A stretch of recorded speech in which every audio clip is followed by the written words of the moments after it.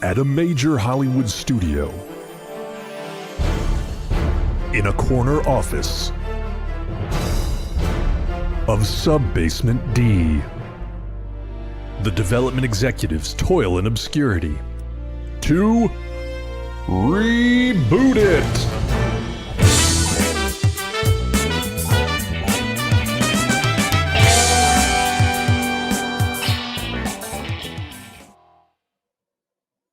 We are live, and it is the season finale of Season 3 of Reboot It. Merry Christmas, Happy Holidays. The whole crew is here, and guys, we are excited.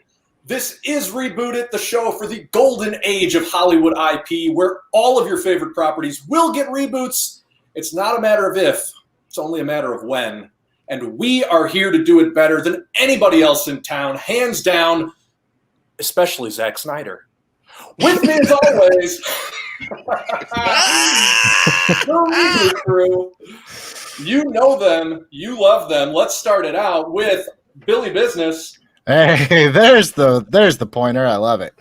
Got to point out the stars of the show here. Beneath Billy Business, we've got Ed Greer. What's up, buddy? Oh, wait. Ed, you're in the wrong spot. Everyone just hang tight, buckle up. Ooh. Okay, there you go. All right. Okay. All right, man. You're reshuffling everything. And finally, for this very special Christmas episode of the Brady Bunch, we have Ron Swallow. No, there. And Ron, I know my background has shifted, but I'm basically just trying to celebrate the holidays. Tell us a little bit about what's going on with your background. Well, I'm at the Sylvia Beach Hotel. All of their rooms are themed on authors. I'm in the Jules Verne room, and you guys got to take a look at this.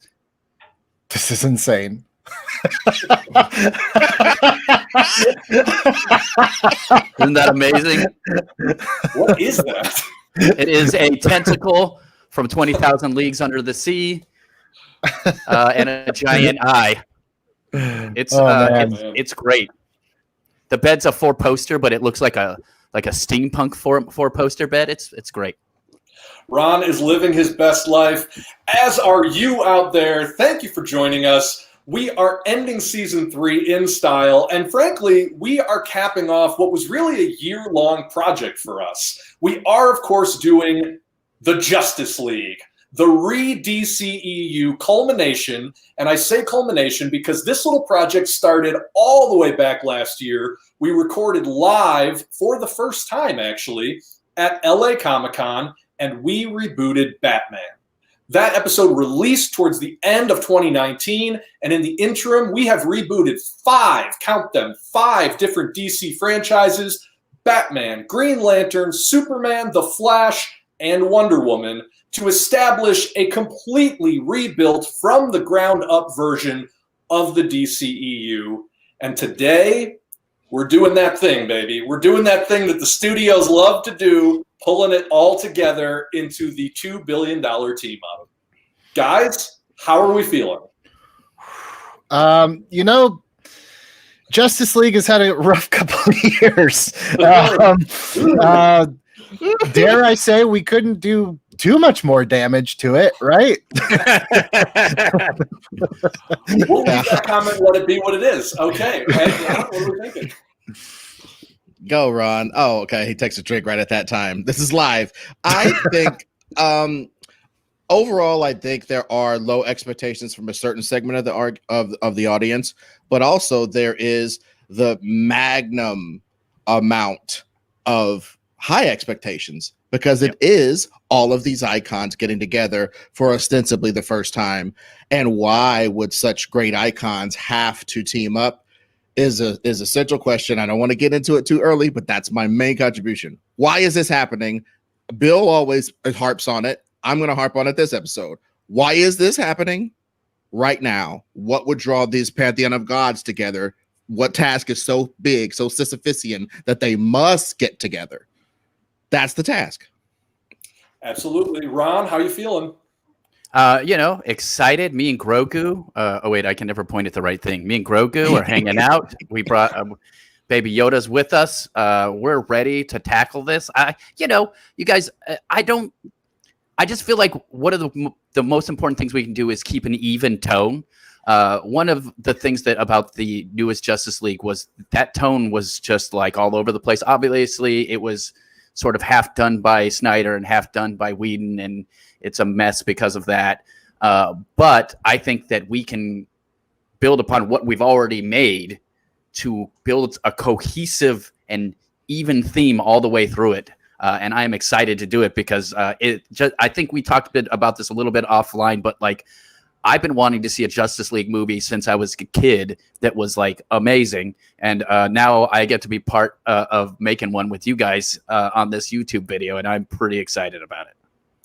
I think we all got a little bit of that giddiness to us, but I want to touch on what you said, Ron, this idea that we've already established a tone, because we have. And frankly, we're going to be building today on groundwork that we've laid over several hours worth of content. And to make sure that all you watching at home are kind of on the same page as us, know what we're getting into, we made a little something special. And here is our recap of all the groundwork we've laid in the DCEU.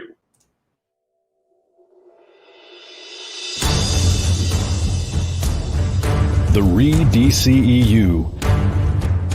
A world of heightened design, sci-fi story engines, and eldritch cosmic forces. In a Gotham cross between the Tim Burton designs and old world London, orphan Dick Grayson tracks down the Batman on a mission of vengeance for his parents. Bruce Wayne, in his prime as urban legend Batman, has just begun to unravel a secret plot to sabotage geniuses, disfigure public servants, and drive the poor to desperation. All of whom Batman spends his nights beating to a pulp. The Dark Knight and his young ward will learn that brutalizing crime may be blinding them to a bigger enemy. The alliance of Black Glove or Court of Owls elites with Hugo Strange and his monster factory. Aging space cop John Stewart crashes to Earth. He hasn't been here in decades since the death of his partner Hal Jordan. But with no one to trust, an Earthling is his only hope to return to the Princess Starfire and defend her planet Tamaran from an impending attack by alien warlord Mongol. Mongol is stealing planets from their orbits to blackmail the Galactic Council. Overwhelmed by all of this is millennial slacker artist Kyle Rayner, who will learn the discipline to unlock the potential of his creative mind, and in so doing, perhaps convince John Stewart that Earth is worth saving after all. Cynical globe-trotting reporter Lois Lane and up-and-coming reporter Clark Kent independently chase a link between the U.S. government's Cadmus project and the criminal syndicate Intergang, armed with sci-fi weapons like the Metallo-Cyborg and Bizarro drones. Lois and Clark's paths collide at Lex Luthor, the only man smart enough to communicate with an ancient alien satellite pulled out of orbit in the 1950s, codename Brainiac. From there, it's a race against destruction as the two most powerful minds on Earth battle to control or destroy the planet, with Superman and Lois barely able to keep up. It ends with Superman pushing the moon back into orbit, only to be attacked on the lunar surface by a power-mad Lex wearing Brainiac like a suit, a fate from which Superman will have to save him in an act of ultimate compassion. Detective Barry Allen is a nihilist, convinced more than ever that in a world of Superman and cosmic marauders, life is meaningless. But then fate leaves him the only survivor of a bizarre accident for which he is arrested and charged with sabotage. In custody, he discovers the accident changed him, and he uses his superspeed to escape. On his trail is Internal Affairs Detective Iris West, determined to bring Allen in, but she may become his greatest ally in the search for the truth behind the accident. Against them, a federal team of super geniuses who can turn Central City itself into a giant death trap, led by a surprise man in the chair. Lex Luthor, commanding this team of rogues from federal custody. Finally, Diana Prince lives a quiet existence, until the day a panicked young man arrives to tell her she is the key to defeating ultimate cosmic evil. The man says he is scot-free, Mr. Miracle, that the old gods are dead, and the new gods of Apocalypse are about to claim the vacant heaven. So begins a quest for Diana to rediscover her past, as the death of the gods and the disappearance of all Themyscirans have left her amnesiac and powerless. On their trail are the female Furies, led by the merciless Big Barda, and at every turn is a duplicitous face that may be a new god in disguise. Diana becomes Wonder Woman again just in time for a showdown with Barda, which she wins not through violence, but by refusing to fight, taking the beating and convincing Barda there is a better way. In an explosive third act, Diana, Mr. Miracle, the Furies, and a tribe of rescued Amazons all attack Darkseid on Apocalypse to bind him into submission, imprisoning him in the Source Wall.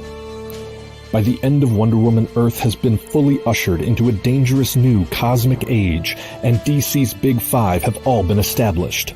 The question is, where does the story go from here?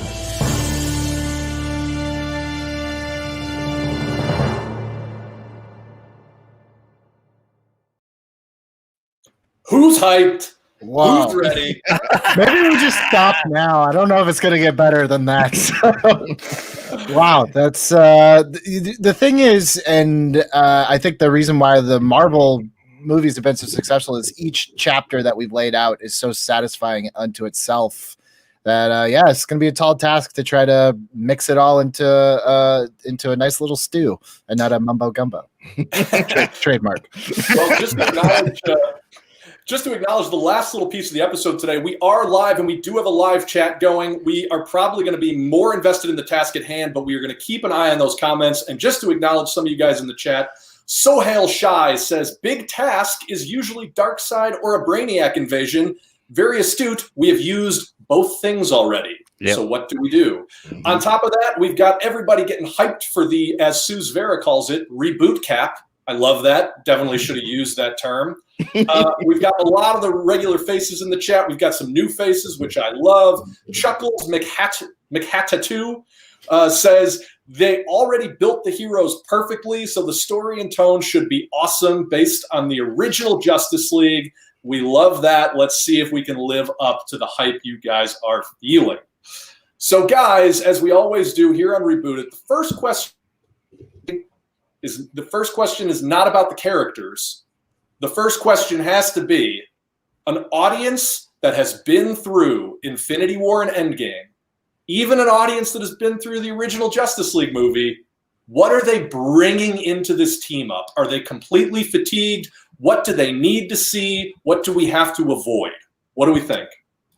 I think one of the things that people are bringing into these big team-up movies, and maybe it's even subconscious at this point, is there's a formula that has been used every single time in these big screen movies that I personally would love it if we don't do this. I mean, maybe it ends up we do, but when you think about it, every Avengers movie it's one really bad guy and his army. It was Loki and the Chitauri. It was Ultron and his robots. It was Thanos and his disciples. It was Steppenwolf and parademons. I would love it if we kind of break this format of one big bad and his like throwaway clone army and do something. I'm not saying we have to do Legion of Doom or Injustice League, but it'd be cool if there was a real threat across the board for each of our characters. I think we're just like an audience is going and expecting, okay, I'm going to get my Thanos, which is why I think a lot of people were surprised when we did Darkseid already, because it seems like we've been trained that the natural progression is one big bad that 6 people have to fight.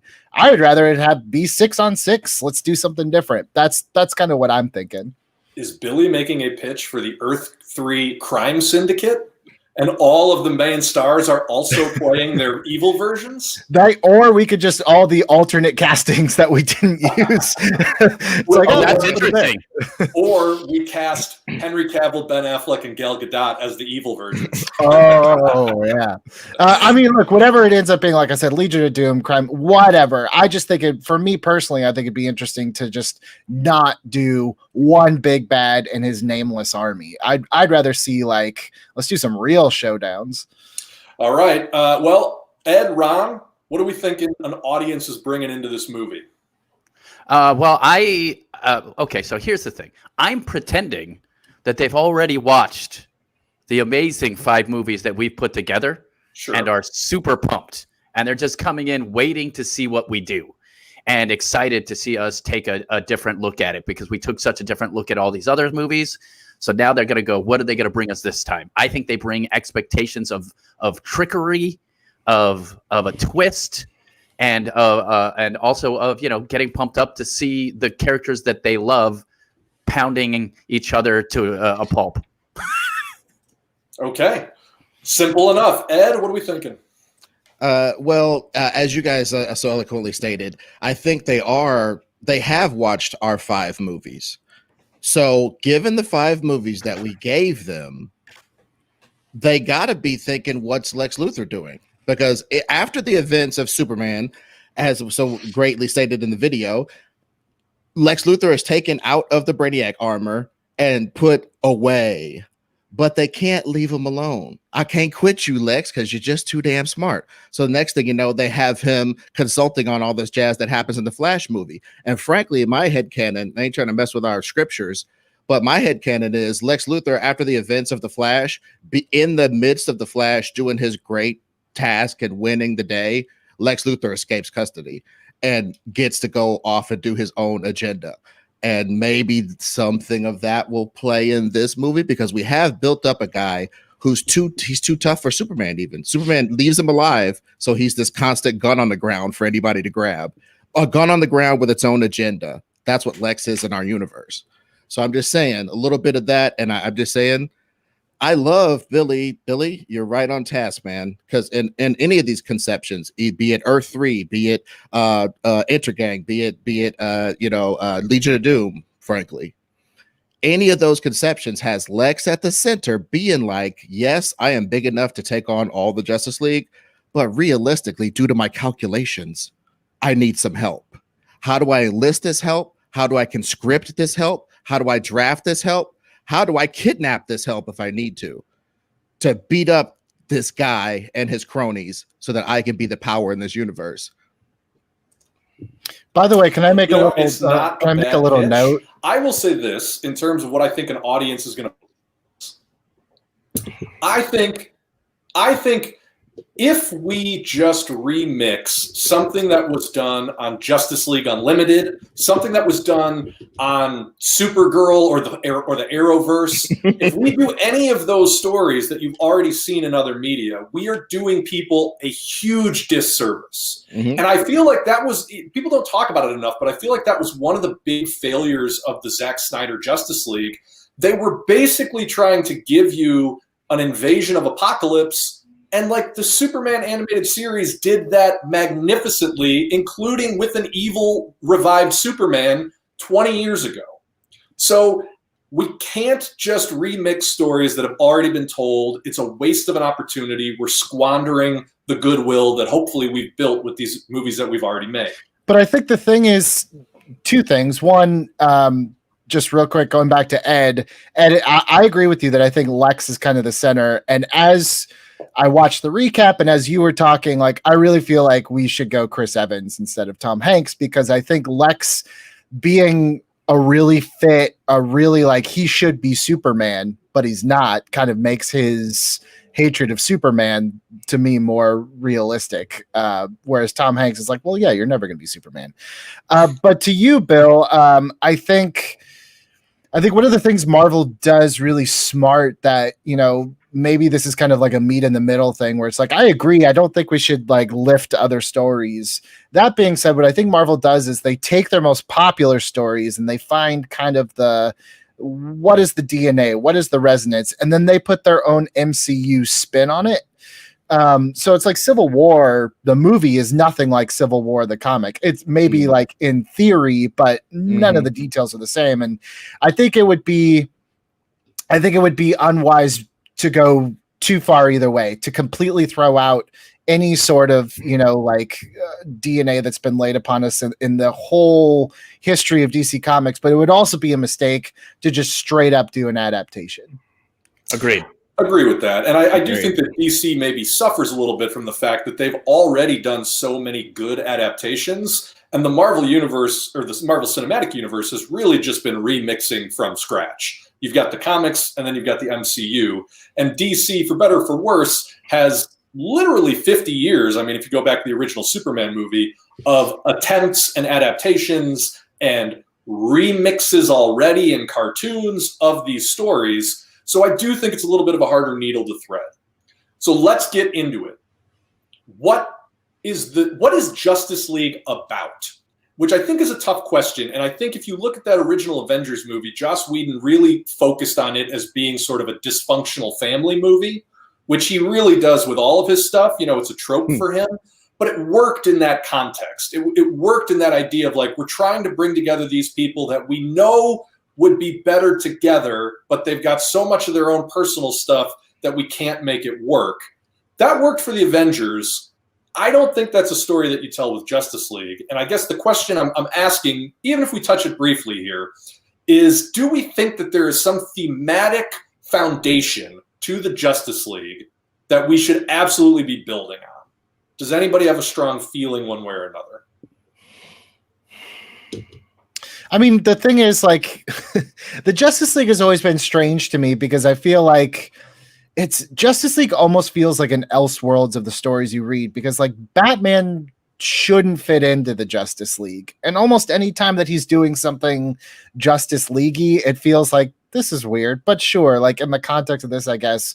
So I'm almost wondering if it's like, if you said, the first Avengers is about, the first Avengers movies is about, like this dysfunctional family, and you'd be better together. Is it like, are these heroes better together? Is our Justice League? The other thing is like, justice is in the title. Avengers is like, you did something and we're going to avenge you. Justice League is something's wrong and the six of us are going to bring justice to this. I think there is a difference between avenging and justice, and maybe it's just as simple as that to at least build a bigger theme upon.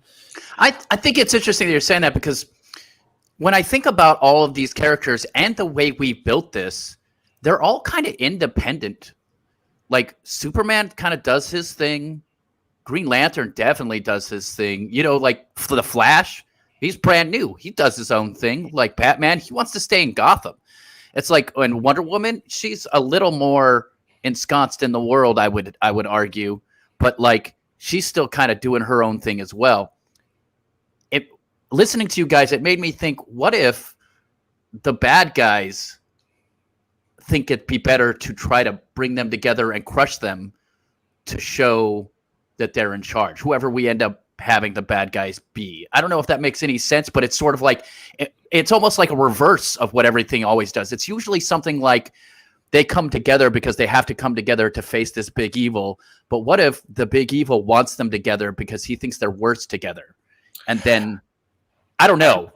Just to jump on that a little bit, I mean, I like the idea, if you're going to examine justice as sort of a thematic element, and the villains are actually the ones who sort of have the, call it moral crusade for justice, and then the heroes are reacting to that and maybe have to realize that, like, I don't know, it sets up an interesting, it's almost Thanos in a little way, right? Because that whole idea that like, Thanos has kind of got a point, he's a zealot and a crazy person, but like that idea of you need balance and you need moderation is kind of a point. And so are we looking at villains that maybe have a real point to make about justice, about the scales of power, something like that? I mean, every member of the Justice League is unjust in the sense of like, Superman's not an elected official. Like the Green Lantern Corps has no jurisdiction. I didn't vote, or I don't fund the Green Lantern Corps. Batman just beats the crap out of people and there's no due process. So it's like the Justice League on its face probably has the least amount of justice that they're dishing out. And I think maybe that could be part of, maybe it's one of those things where it's like, Lex believes that the Justice League is the Injustice League. They are the exact opposite of what they claim to be. Dude, I am saying we are the damn Reboot It crew. when Lex Luthor makes his pitch to the homies to get together and beat some ass, he calls them the Justice League. We are the 100%. Justice League. Let's I go. think the Justice, like, he's so egomaniacal, and he thinks that he is right, that he would call his people like, we are going to bring justice to this planet because all of these super beings think that because they have powers, that makes them the moral authority.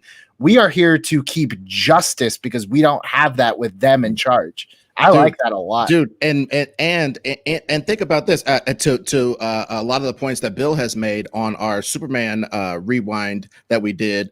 This Lex has had he touched the hem of God in our movie. He was this close for real to being the most powerful thing in several galaxies, much less this world, and he just missed it.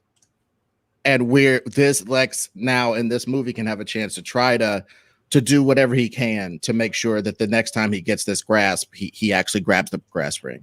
There is something interesting too, if you think about it. I mean, Lex Luthor has already been behind attacks on Superman and the Flash, which are probably the two most obvious public versions of superheroes that we have in our world.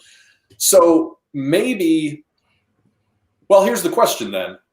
Is there an event? Now we're getting into the story a little bit. Is there an event? Is there another antagonist? What happens that would either give Luthor the mandate or the knowledge to go after the rest of the Justice League? And I'm thinking look, I'm just going to throw this out there. Yeah. Green Lantern, we left ourselves a back door for Tom Cruise to play Parallax. Yeah. I don't know if we want to take it, but we very much left it sitting there. And here's my only thing that is burning in my soul. I want Denzel as John Stewart to be in a room with the rest of these heroes and just looking at everybody and doing his Denzel thing of like, oh, you think you know what's going on? Oh, you think you have a handle on what's happening here? Like, I want him to be sort of the semi-abusive mentor figure to our Justice League. Also, our Green Lanterns, both John Stewart and Kyle Rayner, are sort of the most removed from what's going on Earth. Like, our whole Green Lantern movie, the bulk of the middle of that movie takes place off of Earth. And so maybe it's a question of what brings them back to Earth. Maybe it's a question of how we go out to them. I don't know. I'm just throwing all that into it. That's what I'm thinking. I'm thinking this is a little off the rails, especially because I don't know if it's ever happened. Oh, well, I guess it semi-happened in some of the Lantern things where basically Luthor decides he wants a ring. And he knows that Parallax is alive and or not, but is actually Parallax and wants that ring specifically.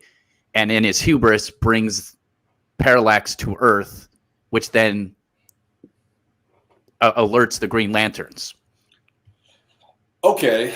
I'm not no-anding this. Yeah, I just want to say no but it. In my opinion, I kind of feel like the Parallax thread is such an emotional kind of anvil for the Lanterns that I don't know if I feel like that's Green Lantern 2. I don't feel like that's Justice League. I feel like that's a much more personal story for John than it is the other Leaguers, personally. But here's my pitch.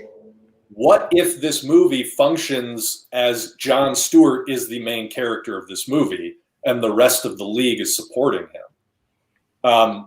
And the only reason I say that is because ultimately the Parallax story, the part that's important for the Lanterns is the Jeff Johns part of the story, which was a retcon.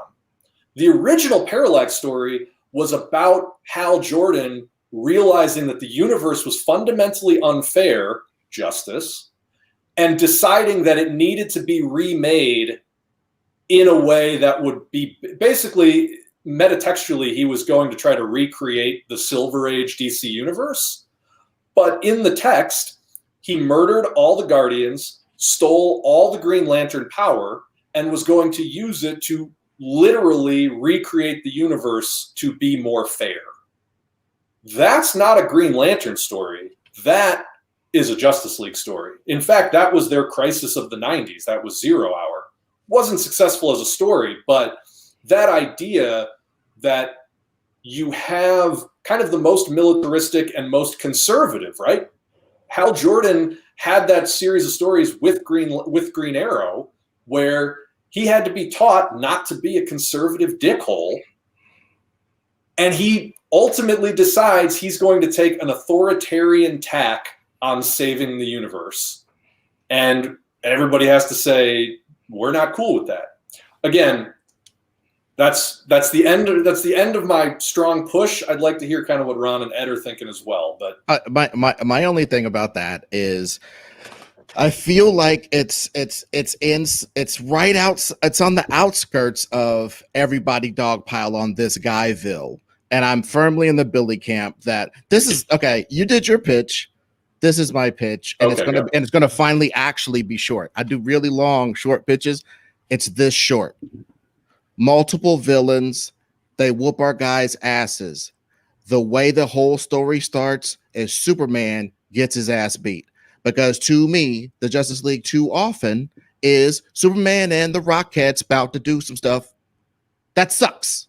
That sucks. They make some foolish reason why Superman can't be in the story for a while. So these lesser characters can have a little play time like they're action figures on a kid's table rather than real characters. And when the real stuff comes down, here comes Jesus out the clouds, about to save you now. Even though y'all all superheroes too, I'm here to save y'all. I'm better than all y'all.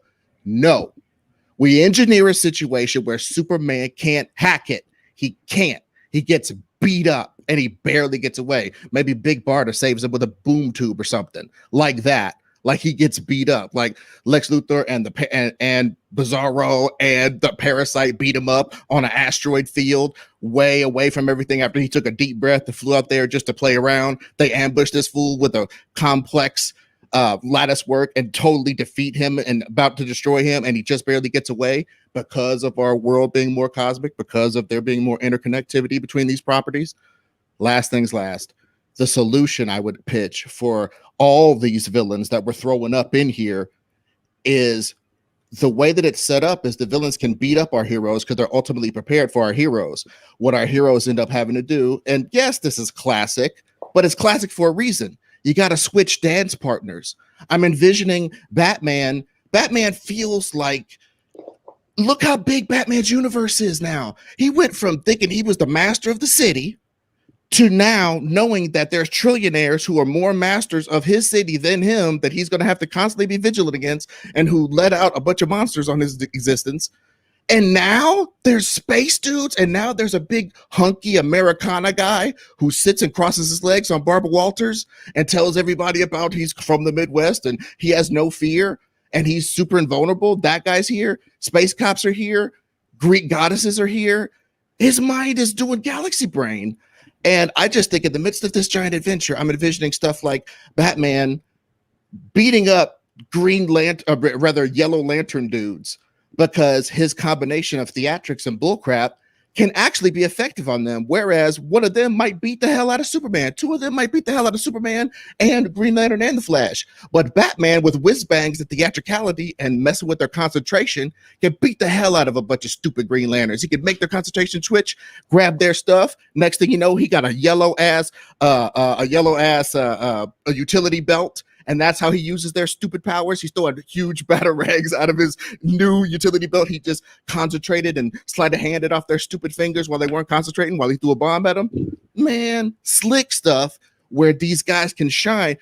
Wonder Woman beating the hell out of Bizarro or somebody that's kryptonite because she doesn't have that weakness that Superman has to his own villains. Switch the dance partners. Let's get nuts. That's it. Okay, that was the short version. Okay. Wait, one thing, real quick. I had a short version. No, that made me think of, the way that we've set up our movies. What could be interesting, especially going back, Bill, to that scene that you keep thinking of with the Green Lantern, is if Kyle and John Stewart have maybe not been to Earth for a while. If you come back to Earth and you have, the Justice League, Flash and all them, like Batman's a vigilante, Flash is a fugitive. You fought Kryptonians in space like Zod. So it's just like, yeah, why wouldn't you believe that Lex Luthor's like, hey, we have these guys going crazy, space cops, we're the Justice League, all these guys are going bad. Like, I would see Jon Stewart and Kyle being against our real Justice League if they just came to Earth and didn't know the context. Okay, let me yes and that. What if the setup of this movie is that the Green Lanterns ostensibly arrest Superman, Batman, and Wonder Woman and the Flash?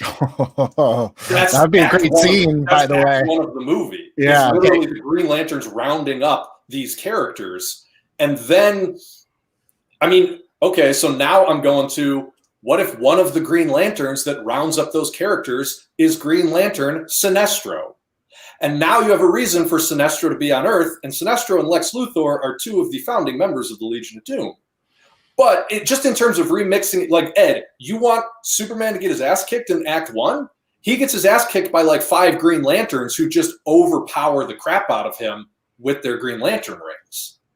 And you know what I mean? Like, let's go down this road of, we don't know who the villain is because the movie starts with our heroes all being taken out by what we think are our other heroes. And then where's the threat come from? But also, can I do one thing? Okay. If we're doing that, I agree that look at this. What makes Hal Jordan go nuts or whatever? And we also kind of said in our original thing that maybe that Hal Jordan went out on some kind of case. Now, I don't know, maybe I made up my headcanon that Sinestro and Hal Jordan got lost together in a Moriarty Sherlock Holmes fight out in space. That's my headcanon. They were fighting each other. They super got lost. And if we're gonna do this, let's do this right. I don't know why it's unimaginable that after that touch with godhood and being inside of a computer that knows about every piece of life that's throughout the universe, why couldn't Brainiac have some information about how to free possibly the most powerful Green Lantern ever and have this conservative dude, yes, come back to this planet, see it all changed? How long? He left in the 80s. He was buzzing towers when he was here. He comes back and sees this. He comes back and sees this world in disarray. And last things last, Lex Luthor could do a false flag. And you know what the false flag is? Blow up Coastal City. This Justice League, this superhero coalition has it in hand. They have everything under control, and Coast City blows up as soon as he comes back. He comes back, he's like, yeah, man, they got me out of the crystal shard that I was fighting Sinestro in. Everything's cool, daddy. And then they fail him right in front of his face. And that gives him so much motivation to get all this power you want him to have on someone. I will just say that I think it's a waste to use Parallax as a bruiser. Like, I feel like if you're going to do the Parallax story, you need to essentially make Hal Jordan the main character of your movie, the same way that Infinity War made Thanos the main character of the movie, because his story is not that of just, a mustache twirling fascist. Like, it's more complicated than that. So, well, like I said, having a new regime fail you right in your face, I think that is not he wouldn't be crazy to do that. The minute he sees these other people who say that they have everything under control, this modern version of what he thought he was, failing so bad, I think that's motivation. All I'm saying is I personally would put it, I agree with Billy in the beginning though, man. I would put that story in particular. I'm not saying we don't use the Green Lantern thing you said before, but if I'm doing that story, I want some emotional expansion. I want that to play out.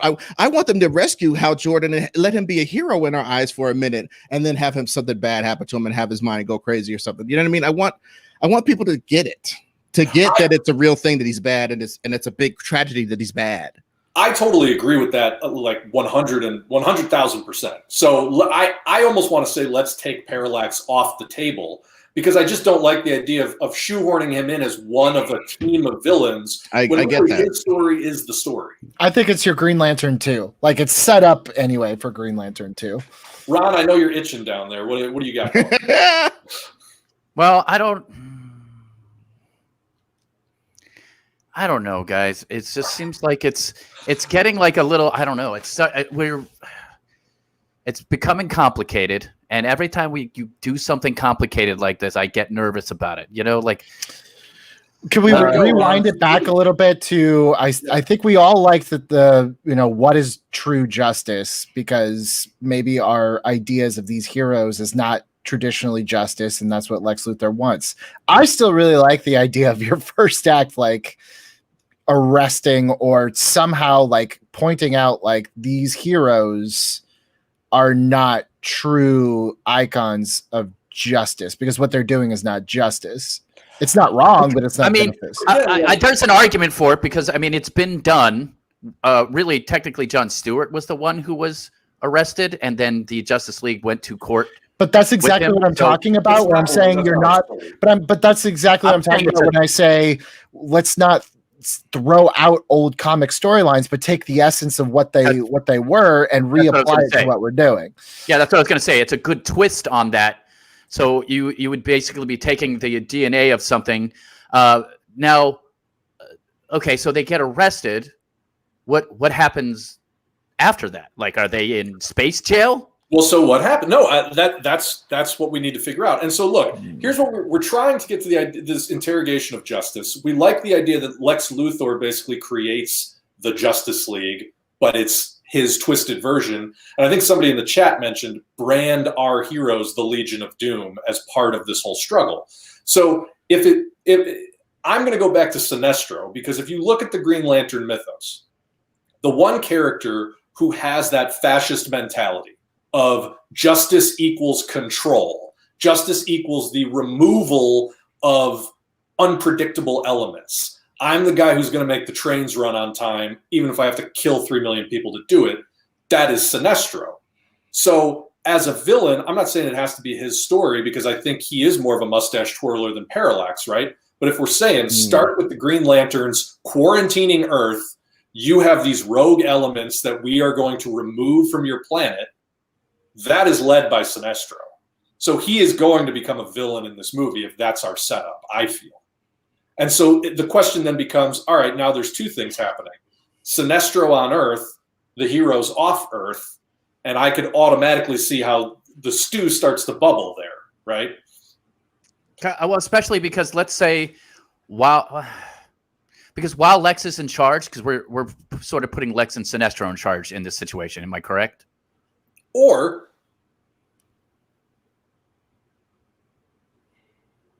okay, because what I'm thinking is that as soon as people start getting hurt on Earth, there's no way you're going to stop Superman from going back to Earth. There's no way you're going to stop, Batman from getting back to Gotham. There's no way, you know what I mean? Like, these guys are going to now have to team up as soon as they know that people are getting hurt on Earth, and that it's now their job to get back there and start saving people's lives. As soon as that is put into the equation, you now have a reason for them to get back to where they're going. Because my only I don't want to cut you off, Rob, but my only contribution, honestly, is if we're going to do this damn arrest thing, which I'm super not sold on, but I'm not going to be sticking the mud about it. If we're going to stick with the arrest thing, I would almost want to kind of invert it in that, okay, think about it. The cops, the Green Lanterns are the cops, and they get to be the cops across all these sectors. But as Billy alluded to earlier, who says? So why can't there be somebody out there that says, you guys are harboring 2 Green Lanterns, and you need to give them to me. And you've made relationships with these guys, and you guys you guys have know each other, whatever, but you give them to me. And now there's a fight. I know. That's what I just think that's why I thought that we were going to do something where, like I said, there needs to be something so big that these guys all have to like bind together to help something. But like, if I understand, it's like, I don't know about the Justice League against the Green Lanterns, and then Lex Luthor's on the sideline or whatever. I just think committing. What's bigger then? What's bigger if that's committing? Oh no! Oh, I'm doing it. I'm opening. Boys, hello. How are we? We've made it all the way through 2020. Nobody's the worse for wear. We've all got extra money in our pockets. This is how things are going, and I could not be happier. Good for you, John. Listen, I know that you're all doing exceedingly well. You're all excited for Christmas, and I'm here to tell you I've cracked it. I've cracked Justice League. I know exactly what we need to do, and that is rip off Marvel. Right? That's how we make the big bucks. So all I know is I look at the highest grossing movie of all time and I see a few things. Number one, I see time travel. Number two, I see superpowered stones. And number three, I see people meeting their past selves in time travel. The audience loves this stuff. So gentlemen, it's very simple. You're going to tell a time travel story where we can come face to face with our younger selves, and you're going to give me some super powerful stones. That's the only way to make me the $2 billion that I deserve for being Hollywood's greatest producer. Thank you for all your work. Your nominal Christmas bonuses will, I'm sure, be something that you are exceedingly grateful for. So in advance, I just say, you're welcome. Goodbye. Okay. The rings, at least, stones were good to go on. I mean, technically, arguably, Green Lantern rings have I'd buy that for $1. I think we could sell it. I mean, that's fine. I think we can roll with that one. But the time travel? Oh, no. Oh, no. Well, look, I mean, DC has always done time travel better, like more and more often than Marvel. We started with Flash. We got to just start throwing ideas at the wall and not get hung up on like, I thought it was going to be this. I thought it was going to be that. I thought we were going to have Tom Cruise playing a super soulful Parallax and he'd be the only villain in this movie. I'm getting rid of it completely. So everybody needs to dispense with your preconceptions. Ed, Batman is going to suck in this movie. He's not the key to anything. Just get it through your head right now. No, I'm just kidding. But, Ron, no magic. Not kidding. Go ahead. Well, it wouldn't make sense there would be magic in this one. Although, let me tell you about. I want the Flash.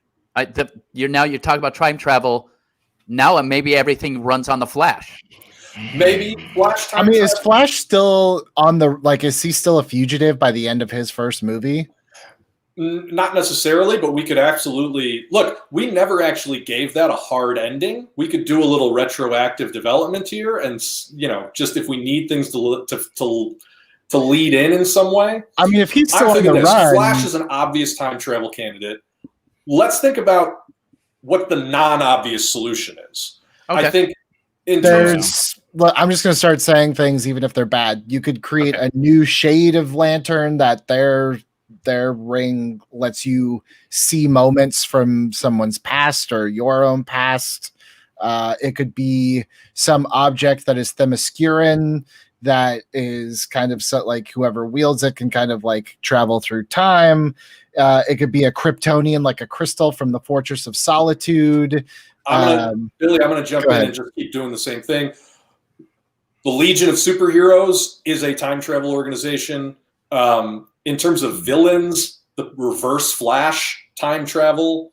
I've always loved Gog and Magog from the Kingdom Come Superman. Has a whole time travel element to it.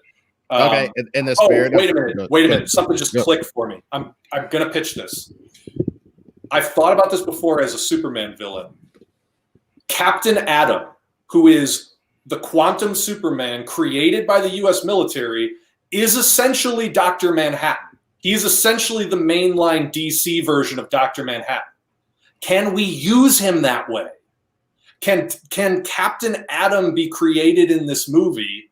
And he doesn't have to be the villain. I'm still on board with the Legion of Doom. Make Lex Luthor part of this.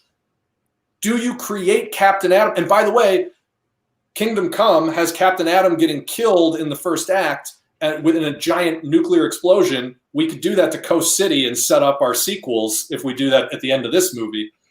Just a thing on my mind. Captain Atom's whole thing is if he expends too much power, he quantum leaps, he jumps in time. We can make him, again, like I said, more of a Dr. Manhattan type, where it becomes he has mastery over time. And look, in a world where the heroes are ultra powerful, put them up against the most powerful character ever created in comics. I don't see why that would be a problem. Nobody's on board with this? Are you kidding? What are you I'm thinking. You're just trying to about it. Everybody, geez, Well, Louise, everybody's thinking, and in the spirit of throwing out stuff, let me throw out something. Go. I think we talk about time travel. Look, you guys said it earlier. The closest thing that I've seen to what I like is the Earth 2 people, and the fact that in their world Lex Luthor is good. Like a Lex Luthor comes to you and says, "Hey, bad Lex Luthor's doing stuff, but I'm good Lex Luthor, and I'm telling you, you got to gird yourself because these guys from this other universe that are you but better and meaner are coming." And they're like, "Lex Luthor, get your ass in jail," and then they can like prove with his DNA that he's from another universe. We do that story. I'm just saying, but also the whole thing about I'll just leave it there. I just think something where it's these guys against people that could beat them up for a reason. I like. Okay, because what Will's saying is interesting because let's say Lex Luthor is the guy, even though I don't think he is the one who creates Captain Atom. Let's say we don't have to adhere to the comics. So yeah, like let's say that Lex Luthor has been trying to create someone that he can control that can beat everyone because he just wants that kind of control. He wants it so that the people of Earth are in charge of their own destiny, and that's going to require having the most powerful character possible, right? And in doing so, he does blow up Coast City, but it also blows up Captain Atom, who sends him time traveling. I know this gets complicated, but then part of me is wondering if instead of having him be the bad guy, we still have all the other guys who are the bad guys that you're talking about, but Captain Atom is sort of the guy that they were trying to do with Flash, where he's trying to warn Batman about some trouble or whatever. Okay. But right there, let me yes and that. I don't want to do that because I think it's doing kind of something for the Snyderverse I don't like. But one of the other storylines that's really cool is DC 1 billion, where versions of super people, our super people, their descendants, different people coming to here to be like, so Superman, he just became a hero. He just learned to fly around the world. He just learned all this stuff. And he sees this version of him that can like see telepathically in different spectrums because by that time the Superman powers are crazy out of control. I don't know. Introducing the future versions of these characters that we have here would freak everybody out. Okay, let me stop you and yes and you. I think it's important to keep in mind that in our continuity as we have it, the Justice League doesn't know each other, right? Our Justice League has never worked together before, so this is kind of an origin story. There's something interesting to the idea that these people have no relationship and then their future version from the year 10,000 AD arrive and they're like, I don't know why. DC 1 million did it. Grant Morrison did it in DC 1 million. And, it's the whole idea was that a villain from the future sent a technovirus back through time that was going to infect the Earth and it would unmake the future, essentially. Very Terminator-esque. So I don't like that. But there's something to the idea. You kind of get the crime syndicate thing, but not really. If your Justice Legion A from a time when humanity has colonized the solar system arrives back on Earth in the 20th century at the beginning of the Age of Heroes, for what reason? And that's okay. My and to that is, okay, we're going to steal from the best, baby. This is my pitch for it. They are led to believe that the events of what the Justice League are about to do, or what the Justice League usually does in their progression of multiverses, they have determined that our Justice League is going to be evil. We are the Hitler you want to kill in the crib. Oh, that goes back to the Brainiac thing that we came up with for our Superman movie too, where Brainiac was working from this calculus that like humanity will either destroy itself or become too powerful and threaten the universe. So they're convinced Yes, so they're convinced that we must be killed. Our superheroes, our reality needs to be killed for their reality to keep existing. But in the end, it's not really true. There is a multiversal thing. Our heroes end up helping to save their world, so everything's okay. Whatever. Well, and it's very easy for us to have Lex Luthor be the guy who contacted them through whatever means. No. Why not? We keep going back to this idea that like Lex Luthor just has the MacGuffin in his head. I don't know that. I don't know that has to be. I think he's a monkey in the wrench. While we're dealing with all this stuff, you got this free agent ferret running up your pants leg. That's Lex Luthor in this movie. So it isn't so, but I think it's his own personal quest. Look how we set him up. We gave him godhood, then we put him as the guy in the chair, and now he's a free agent running around during the most crazy event ever in DC history. I don't think he has to be the linchpin of it. I'm giving up that ghost. I think him being a X Factor is good enough. So our good guys are also our bad guys. Future version, alternate reality versions of our guys with like greater. I don't want to get hung up on the action figure thing of greater powers, but just almost like the challenge to our heroes to be the apotheosis of what they can be, contrary to Bill's. You know what I'm saying? Yeah. I want to try and push us forward. So I'm going to try to synthesize all the shit that we've been talking about here. Okay. Lex Luthor escapes at the end of Flash. Lex Luthor is now on the run. He is the greatest. He's the biggest genius on Earth, and he has touched godhood. And so he is trying to make some sort of a gambit to re-access that godhood. And we can say he creates some version of a time machine. Forget it. He creates a multiversal doorway, whatever.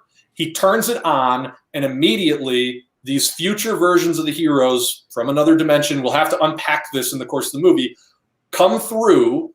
And I still think you run with the first act that they arrive on Earth and immediately smack down all of our heroes and take over, right? These here, the Justice Legion or whatever it is that comes through the door takes over Earth to start this movie.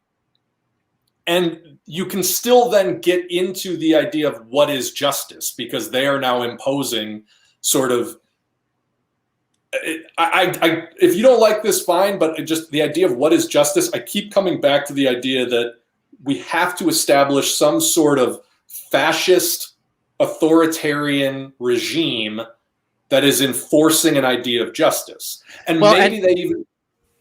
Well, also last thought, maybe they even do that using revisionist time travel was what I was going to say. Maybe there's an element of looping in this where it's like once you have the technology to time travel, you can just keep going back to change things, unless we don't want to do that type of time travel. I think that's what you do, the anti-end game. You take the Minority Report of like, that's what I was going to say. You can't impose your will, or you can't impose justice to something that hasn't happened yet. We have to have free will, Yeah, and then our theme is about giving people the chance to be who they are before you make a judgment. Well, it goes to the spirit of like Superman, who always believes that if given the choice, most people, he wants to see the best in people, that they will make the right decision. But if someone from the future says, well, you're not, so we're going to take over because you guys don't know how to make good decisions, that's not justice. That's tyranny. And I think that's how you separate the two groups, at least thematically. Yeah. Mm-hmm. There's a couple things I want to throw in here. You say free will, my mind immediately goes to the anti-life equation. I know. You say free will, my mind immediately also goes, I know this has come up in the chat, and I'm not trying to encourage this, but my mind also goes to Starro, the parasitic alien starfish that can control everybody's minds.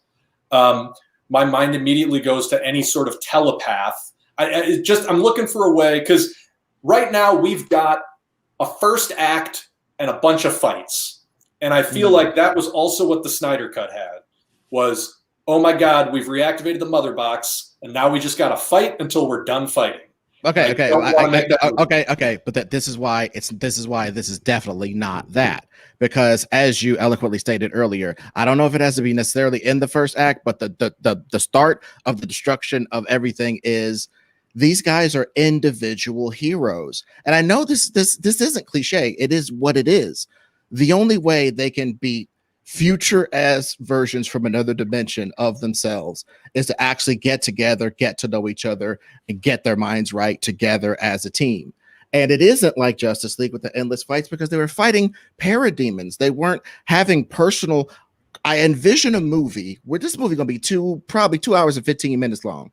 And in that span of time, I do believe you can set up that each of these heroes has their own little quest that's getting a little bit more complicated than they can handle by themselves. And in a series of beats, we can advance each of their stories that through the course of maybe even the first 50 minutes of the movie, they go about this trying to fight these different elements on their own, not really putting the brains together to understand why this is happening, barely escaping stuff, being beat up a lot. And when they finally get together and exchange information and exchange, like, dude, somebody for the future to look just like you, spike you up, man, that's crazy, dog. Well, I could beat that dude up for you. They have these conferences and get together and become a damn league. That's not interesting. I just got to say that's not interesting. That's not interesting to watch on screen.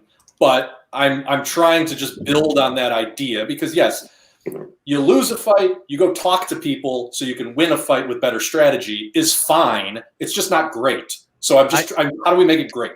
Ron, I have an idea where, because this is one of the things we've done in almost all of them, is that in the end, the fighting is not what it's about. It's about the inspiration, right? It's about the saving people, right?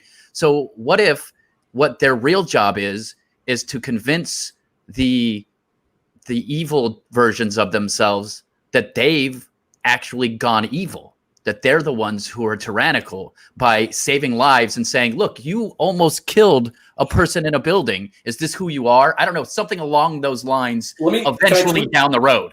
Can I tweak that? Again, if yes, let's steal from the best. At the end of World War III, the Justice League arc written by Grant Morrison, the Justice League wins by giving superpowers to every human being on Earth temporarily and setting all 7 billion of us against the villain who's trying to destroy the world.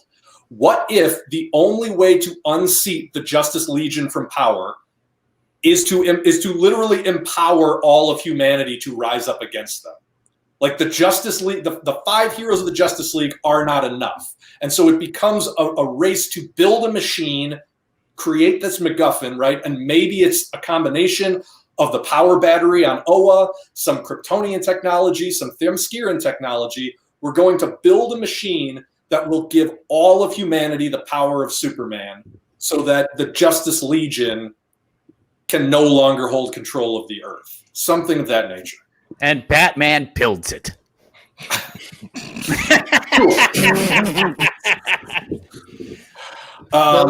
Billy? Yeah, we're close. It's missing something. It's missing some sort of twist, and I wonder if like really nailing down why they're coming is where it is, because for some reason it's not clicking. Like I feel like the first half of this is a great setup, and I keep waiting for, okay, what's the twist that they find out, and it's just not there, and I can't. That's why I'm so quiet. I'm sitting here trying to think of what it could be. Mm-hmm. Yeah. Can I ask a question then? Whose story is this? Who's the protagonist of this movie? And I say that singularly because I firmly believe it is one person, maybe two, and the rest are supporting characters. Not in a Zack Snyder way where it's Batman's story, he has the least to do, but because he's the one who's gathering all the people, it's his story. I'm talking who's going through a change? Who's going to leave this movie fundamentally different? And honestly, I go back to Jon Stewart. Number one, I don't think that you can keep Denzel around forever in a franchise. And number two, he's already redundant because we've got Kyle Rayner. Not to get rid of the black guy, but if it's not him, that's fine. If it's Batman, fine. If it's Wonder Woman, fine. If it's if it's Lex Luthor, fine. But if we're going to build the architecture of a story and make this better than smashing toys together, it has to be about a person or people who change. And that's what I want to nail down right now, because we're missing that completely. Okay. Just to throw something out there to see if it gets anything going. The only person you left out of there is Superman. And I thought, again, in our headcanon, one of the things in our movie is I put my stamp on it saying he doesn't have a thing that tells him every damn thing about Krypton. Part of what Krypton is and his alien heritage is a mystery to him. He thinks he's a beefcake of Americana and the man of tomorrow. And then he gets more and more evidence, maybe from what's happened with the Brainiac situation in this first Superman movie. At the end of that, we posited that he has an access to more information to find out more about himself.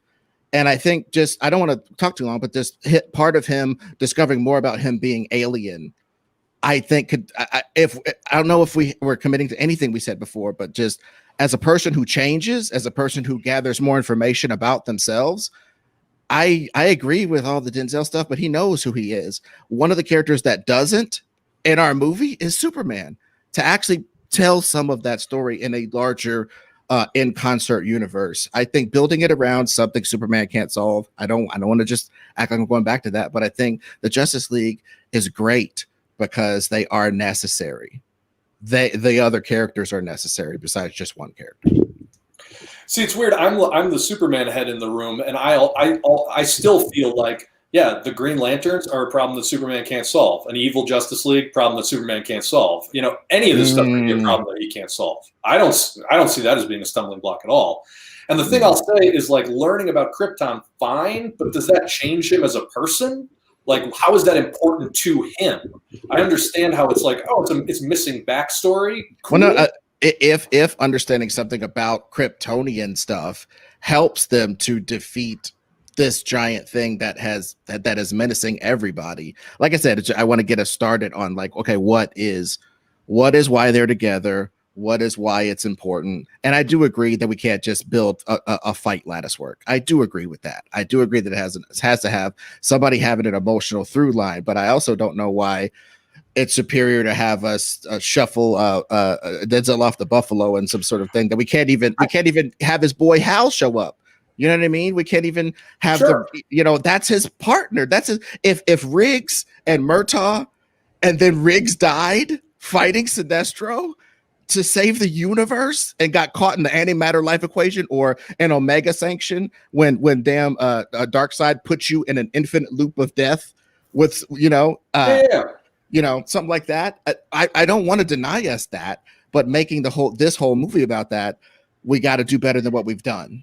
Well, I mean, if you look at the two characters, I think Flash and Superman are both characters that have not, like, really learned who they are in our world, right?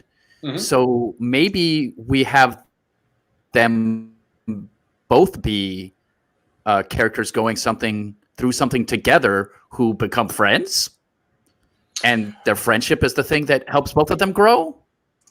It's just an idea because it's our two characters. Let's take a step all the way back. First of all, everything that we've been talking about, I think, is valid, and obviously using the time travel plot because it's a Peter's mandate is something we're going to do anyway. But let's take one step back. We need to all acknowledge and agree about where our characters are coming into this. So, okay.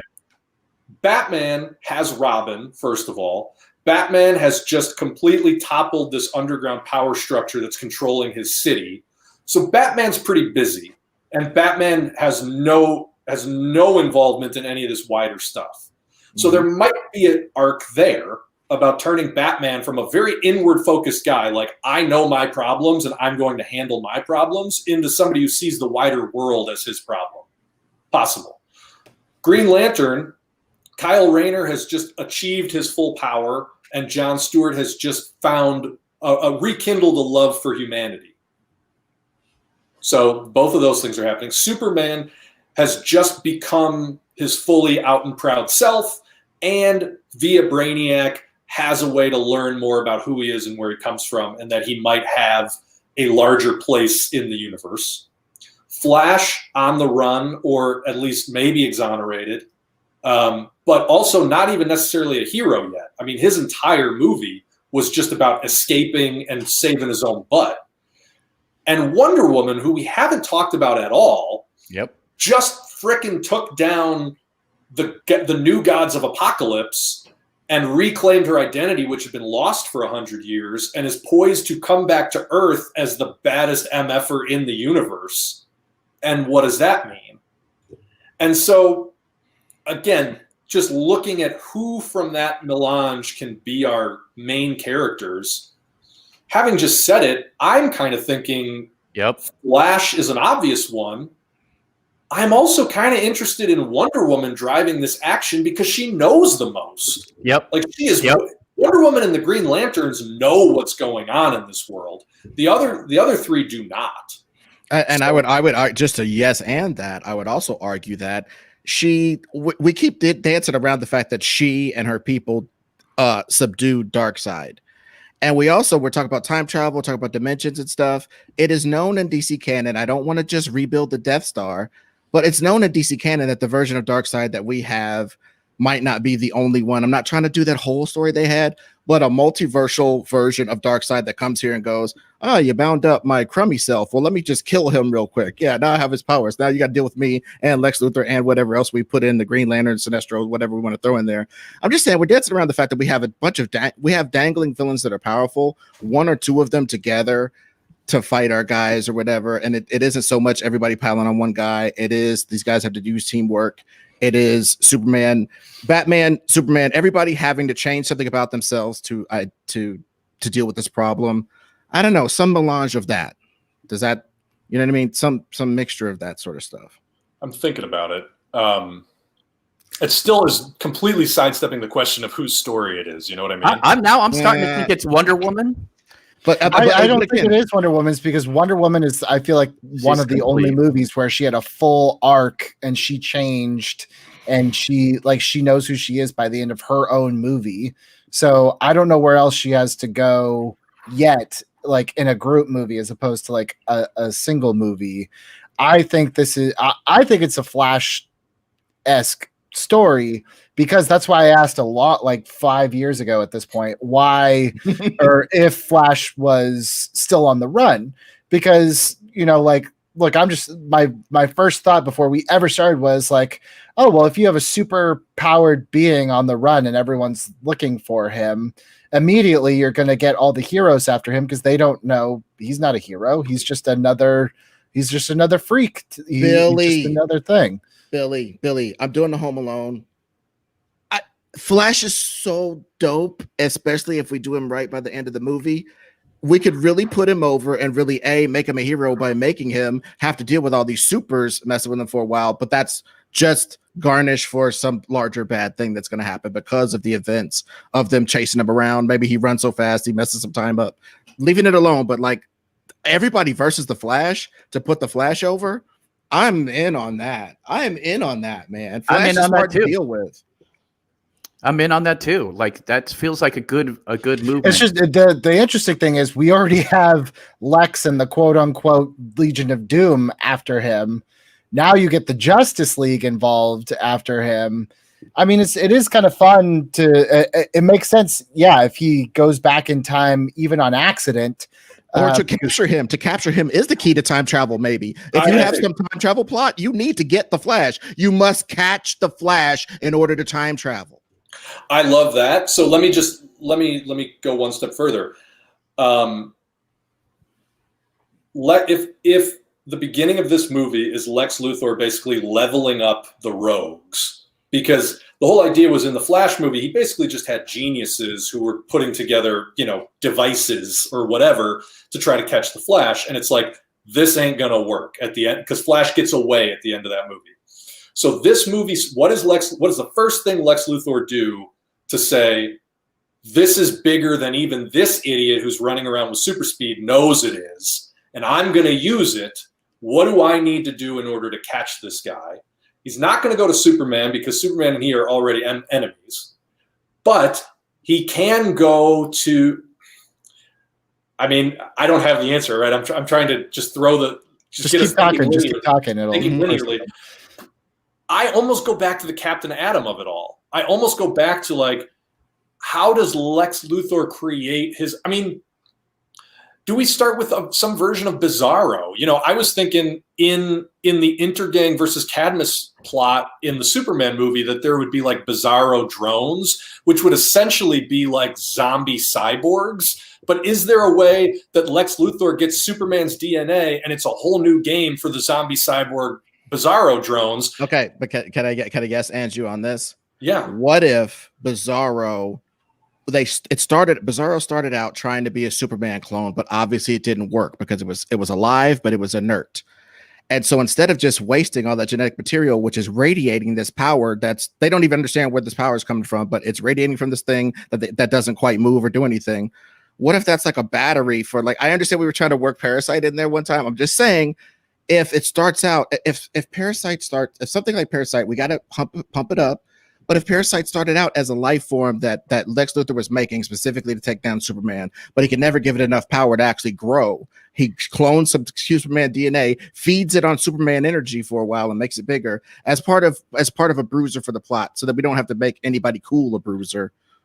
Something I'm just saying, Bizarro starting out as what Parasite fed on, and then somewhere in the movie coming alive finally and doing some stuff could be interesting. I'm trying to yes and everything you're saying, Ed. I also just want to point out a lot of what you're bringing up is sort of predicated on the idea that, like, there is the status quo in DC that we all know. So the idea that, like, Lex Luthor has been plotting against Superman for a while, so he has this thing that's attuned to Superman's energies, and that's what. We can't do that because that's not the story world that we're working. Okay. I agree. Go ahead. We got to not default to, like, oh, what's the classic setups? Because that's not where we are. But I do think that this idea of, like, what is, again, Lex Luthor, treat him as the protagonist of this movie. What is his next step to catching the Flash? Because the Flash is integral to this time travel plot that only he knows about. It's how do you one up from the rogue geniuses? You one up to rogue superpowers. And I think that in terms of what's on the table already in this world, there's Bizarro, Metallo, Brainiac from the Superman movie. Yep. There's Hugo Strange's Monster Factory in Gotham that Batman just shut down. Yep. And maybe there's New Gods tech from Wonder Woman, but I don't know. And the idea that it's like something left behind by Mongol in the Green Lantern movie feels too convenient. Maybe this movie starts with Lex Luthor and Hugo Strange collaborating on the Amazo android or some version of Bizarro. Or could you just do like, could you have Lex Luthor be like, look, Bats, you know I'm a criminal and everything, but here's 5 files. Check it out. If I'm lying, you never have to come back to my cell again. But if I'm not, and you know I'm not, you have a responsibility to track this guy down. Like, can we start with, like, Batman tracking down the Flash? Because honestly, to one up, if your rogues aren't doing it, who do you get? You get the people that have already beat you. You get the heroes that are already winning to capture the Flash. And using Batman's pathos against him might be a good thing, but it's been done. I'm not against that. But I just think the task is finding stuff for each of the characters to do that isn't just stock filler stuff. Because, like, everything, I'm yes-anding everything. I just think as we keep rolling, just finding stuff for people to do organically in the story, so that there is a reason why they have to be be a league.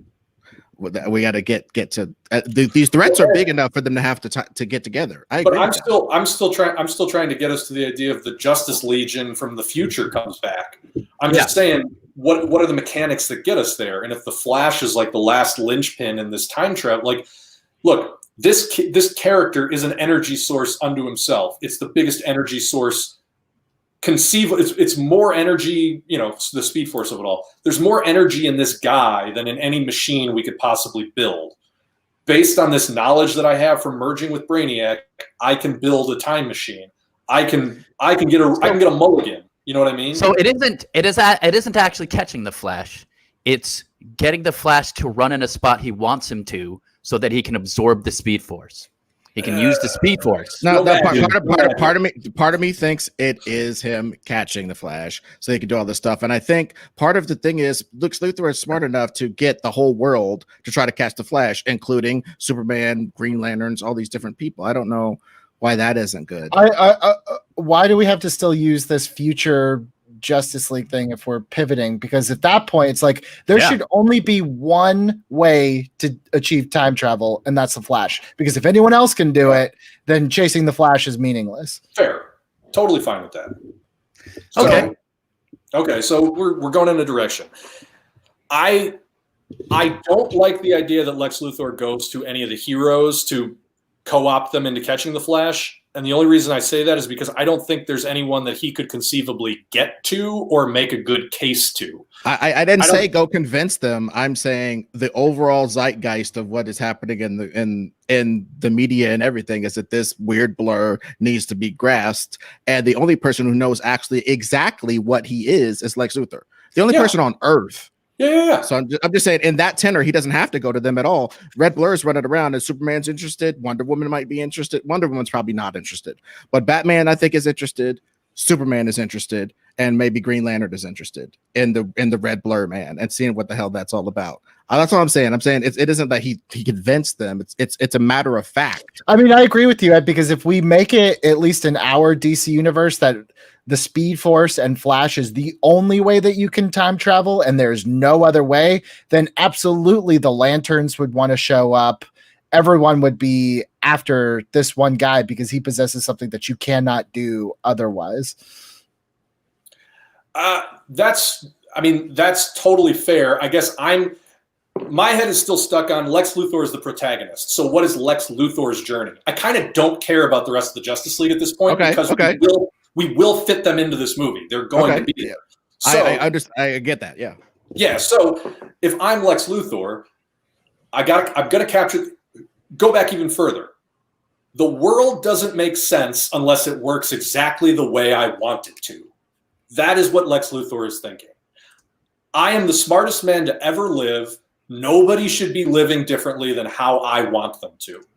And so now that I've had that confirmed by my merging with Brainiac or whatever, the only way I can make this right is to go back in time and, hell, erase Superman. Like, what is the thing that stopped him from achieving his goal? It was Superman, right?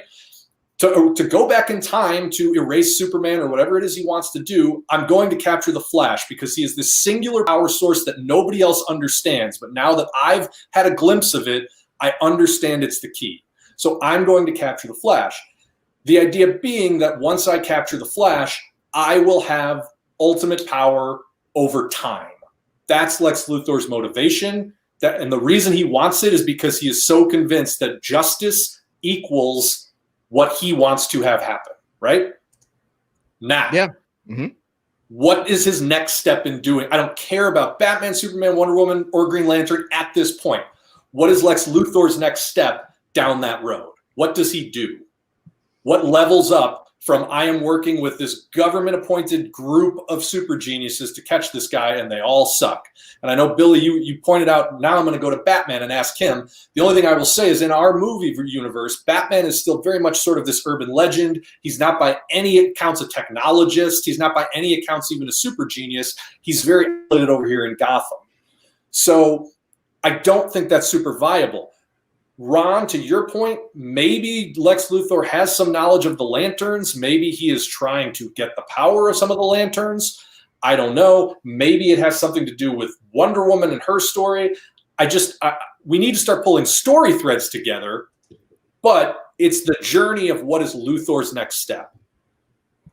Okay, because that's our first act, right? Okay, that's our fighting incident. Okay, is this stupid? In trying to get some support to do, you said leveling up. What's leveling up? Is breaking Darkseid out of jail or something? Yeah, I understand you don't want him to be a tertiary character, but this is very big. I'm just trying to kickstart something. What would he do? You're right. What would he do to level up? Is going to the source wall and doing the biggest heist in the history of the universe? Is engineering Sinestro to do that, or breaking both? Whatever. I'm just trying to yes and all this trying to involve the Green Lanterns, involve Superman, involve Wonder Woman, involve everybody. Like something that affects everybody happens, and one of the things that definitely affects everybody is Darkseid getting out, and we put him on ice for a reason.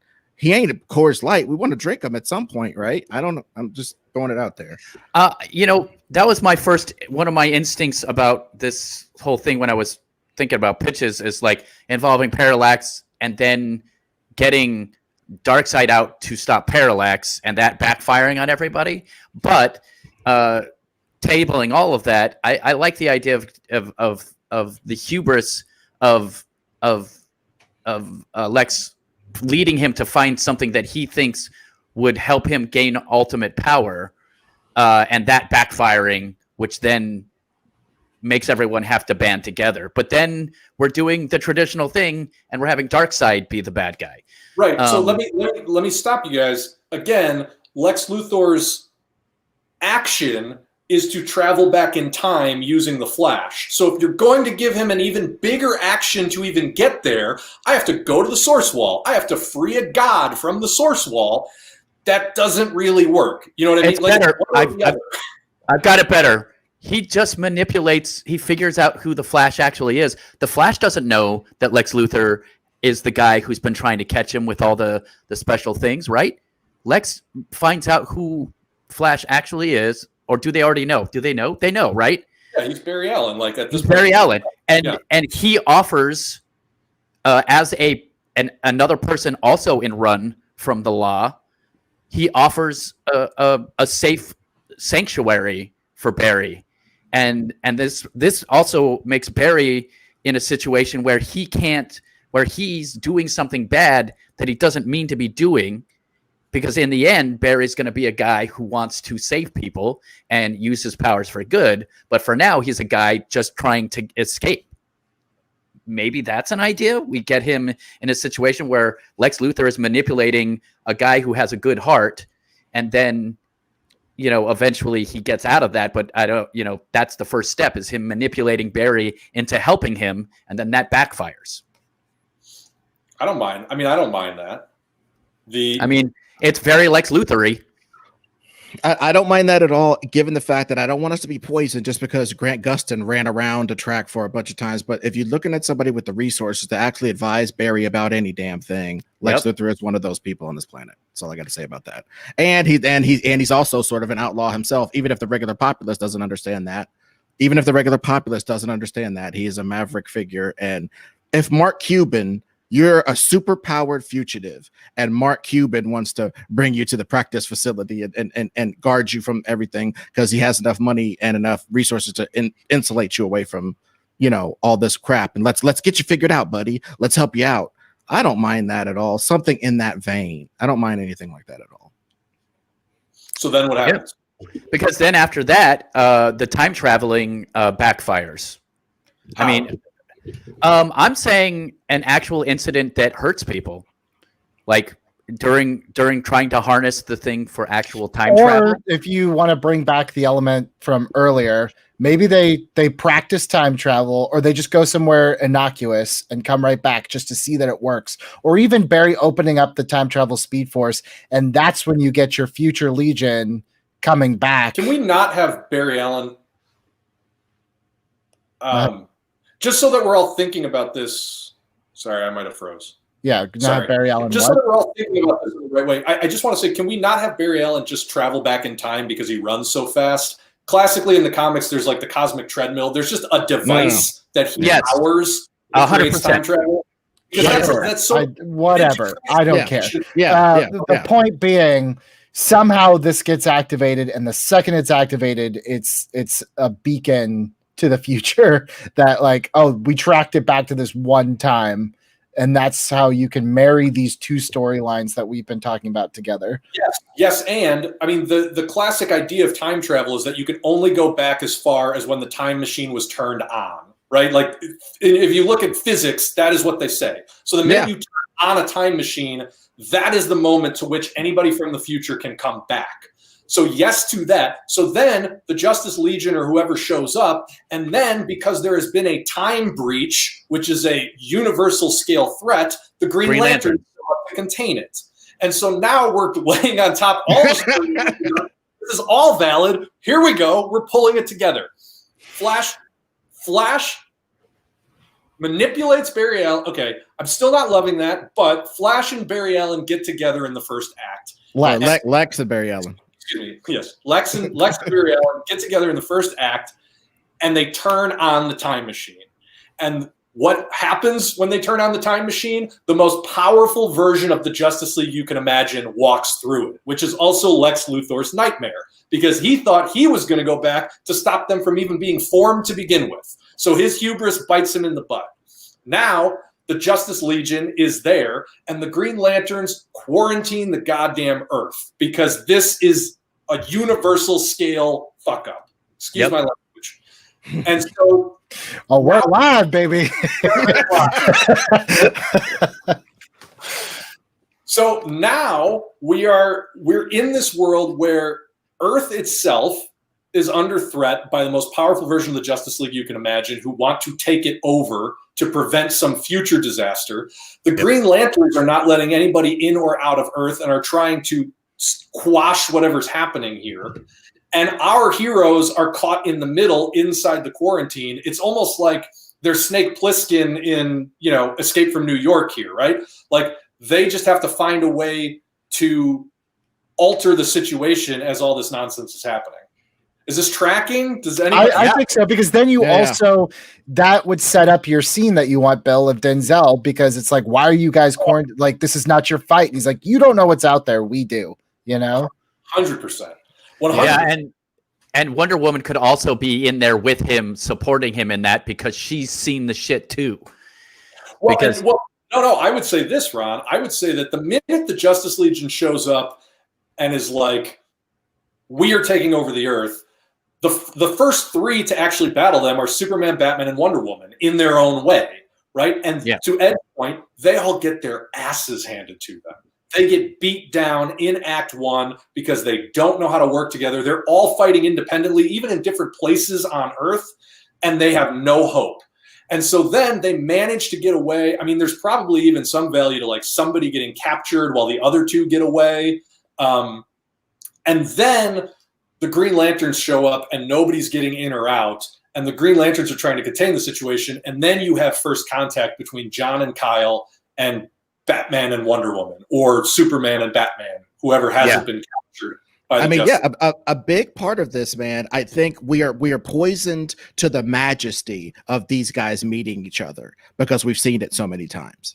And I'm just saying, for Christ's, we have the power to finally give them proper introductions that show each character as magnificent. And again, I don't want to keep banging this drum, but at some point in this movie, yes, and they have to get together to be a league and fight together, but that involves trading partners sometimes. That involves tag team maneuvers. That involves actual chemistry. And I think that's great for the screen that I never saw in any version of Justice League up to this point. And here's my idea for that. Also stealing a tiny bit, but making a twist on the Doom of it. Is it called Doom, where Batman has these files on all of the Justice League? Well, in this one, he gets captured on purpose.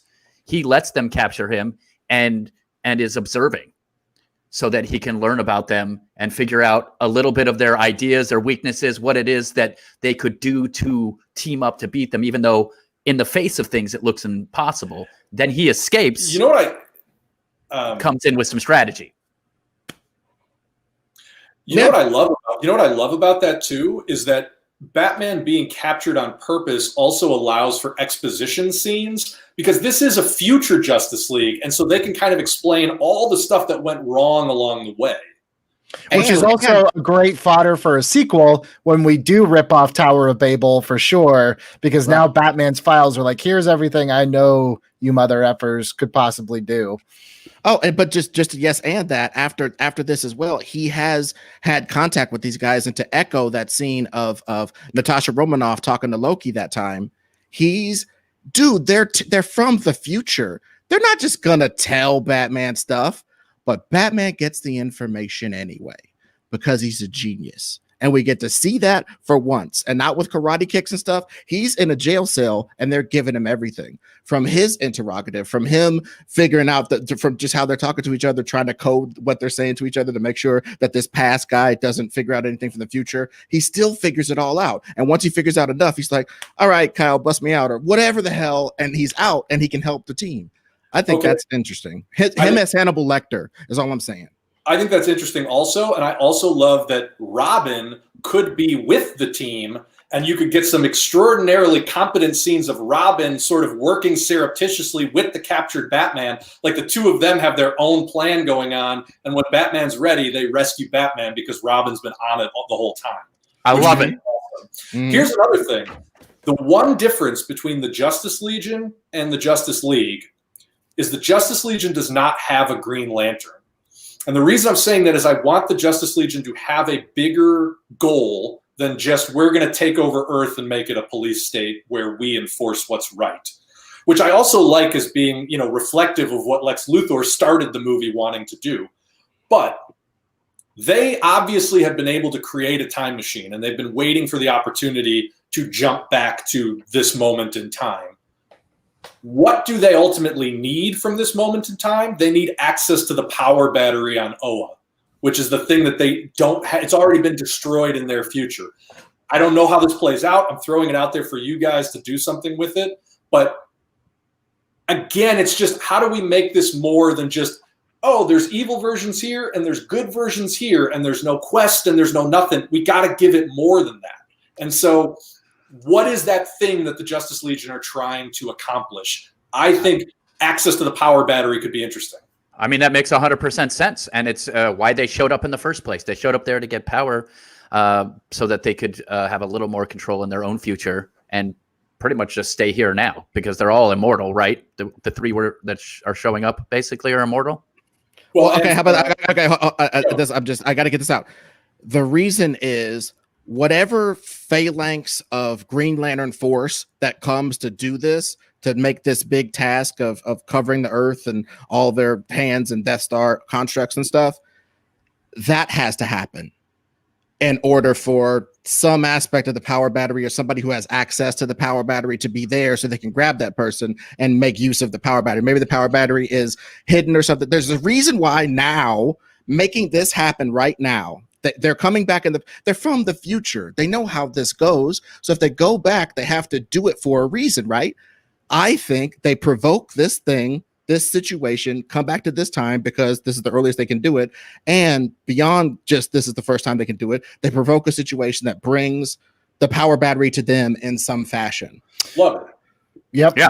100%. I think we can also, I mean, and look, I think we can also, I know, Ed, your headcanon is that Hal Jordan and Sinestro went out in a blaze of glory back in the 80s, which I love. I'm okay. Do it, baby.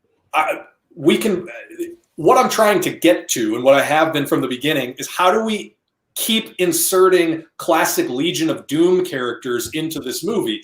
So if Sinestro is there as part of the Green Lantern Armada, if Bizarro is the tool that Lex Luthor created to capture the Flash at the beginning of the movie, by the end of the movie, you can have Luthor, Bizarro, Sinestro, and then we could have this happening throughout to sort of create a third antagonist. I'm just picturing a scenario in which they dispatch the Justice Legion, which could be epic if there's some time travel shenanigans involved or whatever, but then you still have like the Legion of Doom there ready to fill the power vacuum. And so that sort of becomes, it doesn't have to happen. It could just be set up for a sequel. I don't care. It's just.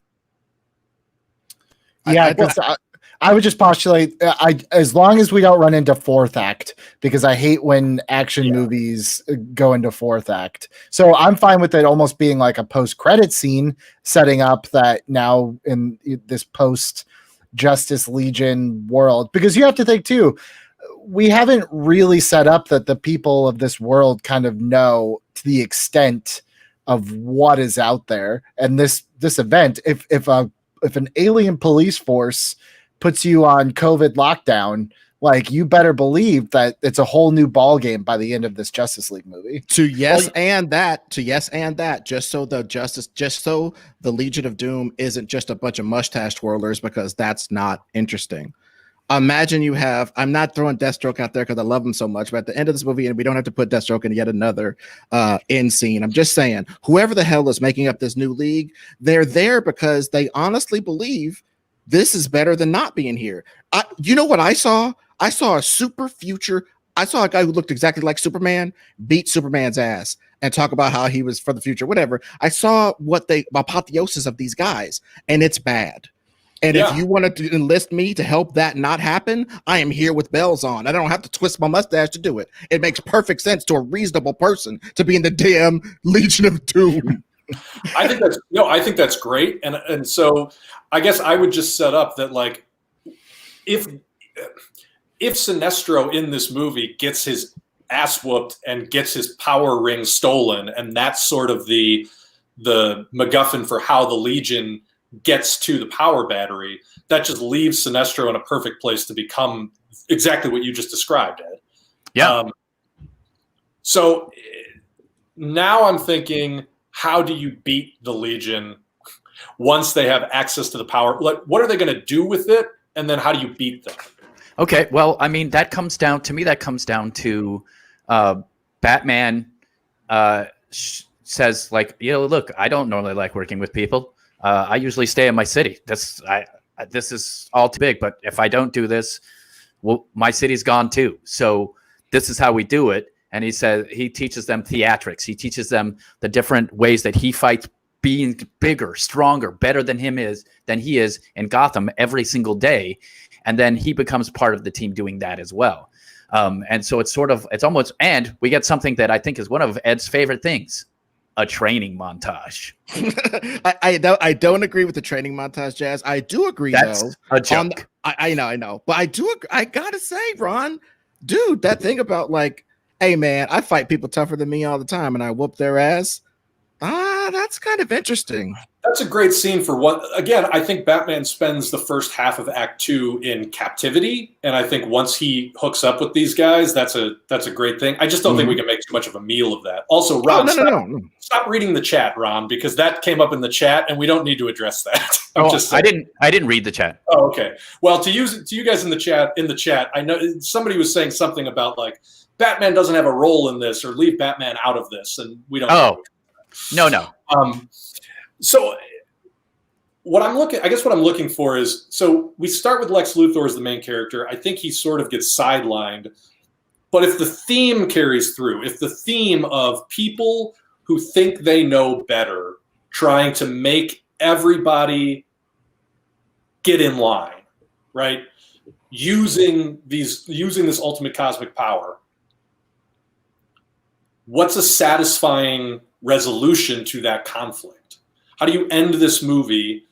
The Justice Legion, they're here, they draw the lanterns here, it's all a bit of subterfuge, they attack, they steal at least Sinestro's power ring. It's almost the Hal Jordan story. So in a weird way, if we give a version of this in this movie, we don't have to go into too much backstory once Hal does it in the Green Lantern sequel or whatever. But they take the Green Lantern ring and they go to the power battery, and now it is the greatest power source in the universe. Maybe it's not the power battery, maybe it's the source wall. Maybe we do bring the whole New Gods mythology back into this in a third act twist. Whatever it is, they are going to use that power. How? And what are we going to do to stop them? Is it too much of a retread of Wonder Woman and also potentially a Parallax to have, like, these were heroes that have clearly gone too far? Is it too much to have some moment where they stop themselves at the very end? Like, they make the choice that, after some impassioned speech, that this is not justice, this is not who they are, because at a certain point, it's like the only way you can stop them is if they choose to stop. And it's like, if they were heroes at some point, are you telling me, like, that's all out the window? Well, it doesn't mean you can't fight at the end. It just means, ultimately, could it be that they choose to go back because what they're doing is not justice? It's, whether it be vengeance, whether it be whatever it is. That's why I liked my argument earlier about them hurting other people during this fight, even though, like, I don't know, Soups is trying to save people while they're also trying to beat him up. Like, all the regular Justice League is Flash is flying around fighting this guy, but also moving someone 5 inches so they don't get hit by a rock. Superman is covering a family with his body as power ring stuff pummels him. All this stuff that they're doing that saves human beings affects the real heroes when they realize, I don't know, maybe some of them, they don't save some of them and some of them die. And I would just think, yeah, I don't know. Yes, ending you, Ron. I just feel like Superman at a certain point would be like, we can't beat you. Flat out, we can't beat you. But if you're supposed to be me, this is not who we are. This is not what we do. Because ultimately, I think the only way you could stop these guys if they have the ultimate powers for them to lay it down, which is true justice, and anyone that can inspire the worst impulses that we have, to put them aside ourselves and not wait for someone to beat us to a pulp till we do the right thing, but to inspire us to want to do the right thing. I think that's kind of cool. Again, maybe it's too much of a retread of where we've already been. No. Okay. We have to make this work. Yeah. It's also the theme of everything we do, guys. If you look back on everything that we have made, but every single time, this is what we do. We spread power. We take the idea of justice and give it to everybody. And it doesn't have to end with violence. It doesn't have to. I mean, the violence has to be part of it because we need a great action scene. But I don't know. It meets what we do. You know what this has is this has shades of the ending of Superman Red Sun. Why don't you just put the whole world in a bottle, Superman? That idea of like calling attention to like, how many people will you kill to make things good? Yeah. Like, that is such a powerful question and such a disarming question. I don't know what the exact version of that is, but that. Okay. Can I throw a grenade in here? What if part of it is the reason why a lot of this has to happen right now is, Bill, I think you said it earlier. What if a lot of this is saving John Stewart? You said earlier, there ain't no Green Lantern in the future. Why? Because something happened right around this time during this adventure, maybe, where he's gone. So one of the main things is to steal the power battery, to do the future stuff, whatever, to make sure that when they go back to their future, their Green Lantern people are still there, because something around here ruined the lanterns and messed everything up or something. And I think that could justify why the lanterns are up in here so much, besides just their celestial power and besides the fact that they have the power battery that does all this stuff. And I think just last things last, hooking that power battery up to the super machine that Lex Luthor made, I think it could be just a simple way to use that. It wouldn't have to be too more. Also, and look, I know we're not doing, I don't know if we're ever going to do something where we do sequels to everything that we've done. But if we did do that, that would set up a situation where we get, so they use the power ring, they come back to stop the Green Lanterns from not existing, and then they're the impetus for that, because by doing that and getting the ring themselves from Sinestro becomes Sinestro, and then Green Lantern 2 is trying to save the Green Lanterns because they almost die. I don't know, it's just one of those things where like, no, there's something really interesting to the idea that like in our here's the Justice Legion's point of view. In our future, the Green Lanterns are gone and died. And we are facing a threat so dire that we are going to, like, basically, the Justice Legion are Kyle Reese from their own point of view. They're on a last-ditch effort to come back to a time. It's a last-ditch effort. Yeah, it's a last-ditch effort to come back to a time when the power battery existed, so they can take it back to their time to defeat some mysterious evil that they are saying will come to pass. And so there's something really interesting to, if we can get them to stand down. And this was also weirdly the resolution to Morrison's DC 1 million. It's like they realize all we really need to do is know that the threat will happen, and we will make sure that that does not come to pass. You know what I mean? It's like the Justice Legion is so desperate to save their universe that they've come back, make this mad gambit to get the power of the Green Lantern so they could take it back to their universe. To Billy's point, Superman can step in.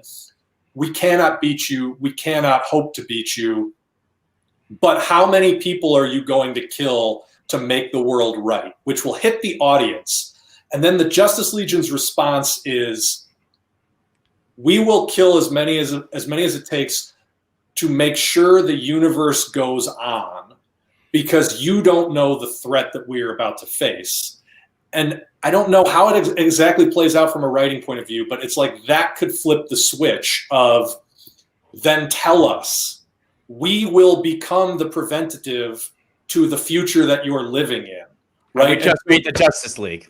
And that is how the Justice League forms, because the future Justice League that are coming back from a time where it's like, we couldn't do the things to save our world, tell us. And that allows our Justice League to be like, we are not trying to kill you. We are not trying to destroy you. We want to know what you need to make the future better.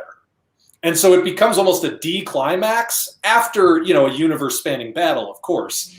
But like, it becomes this thing where it's like, we are not letting you take the power battery back to your time, but we will promise you right now that when you go back to that time, it will be different because we will not allow these things to come to pass. I love it. Yeah.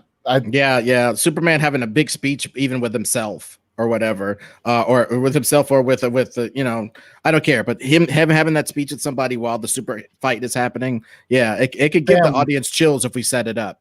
We took 25 different threads and somehow made it into one semi-cohesive story. It's kind of what the story needs, though. Like, just one thing. The moment is everybody's still fighting. It's all still in doubt. We got Green Lanterns. We got the rest of the League. We got the Legion, maybe, or something, whatever. We've got a lot of stuff happening. And a big thunderclap happens. And 2 Supermen are there together. And they're telling everybody what's what now. I'm not saying just because they're the bosses. I'm saying them coming to an accord could spark some, you know what I mean? It could be a real moment. You know what I mean? Having a Superman tete-a-tete that ends their fighting, and then they have to go back and end the rest of the fighting. Yeah. That's pretty dope. That's pretty dope. Okay. Well, I want to talk just briefly about casting because if this is a future version of the Justice League, and I think just for the sake of how we make this movie, it's not necessarily Bruce Wayne, Clark Kent, Diana Prince who are these characters. In fact, I almost think it would be better if they were all heirs, for lack of a better way to put it. HEIRS heirs. Tell me if you think that I'm off base, but I'm picturing a world in which you basically have the goateed mirror universe version of all of our main actors as the villains. I don't love it. I kind of love the idea that like, no, put in some Easter eggs, man. Make it Batman Beyond Terry, Yeah. I do think though, that like Clark would probably still be Clark though. I guess you could do Superboy if you like. We don't even have a Superman anymore, but it's like Clark is probably immortal. Dude, so wait a minute. Go ahead. You get extra pathos if Superman is the evil Superman's father. You know what I mean? Think about what you could milk out of this. If the evil Batman, the Justice Legion Batman, is Damian Wayne, I don't think you could play it twice, right? I don't think both Superman and Batman are their sons. But if you get one son in there and then one person who just takes over the role, that idea of like, I am coming back and brutalizing my father, and even that could be a late reveal, right? Like when the 2 Supermen have their final confrontation that de-escalates everything, like, who are you people? I am your son. I mean, it's almost a reverse Darth Vader, right? Like just this idea, and that could be a turning point for like, oh my God, why are we fighting? Why are we doing this? I was going to say one problem is then if we do that, then the moment of if you're me, then you know. But I guess you could literally just be if you're like me, then you know, and that would be that's why I kept. No, I think I get what he's saying. It's like if they indeed are them, then we could. I understand that the paradox doesn't necessarily exist, that they remember this interaction, because again, these have to be a future for us to get around this. The whole point is they're wrong to say that they have to do X, Y, and not necessarily wrong, but like it doesn't have to be you understand what I'm saying?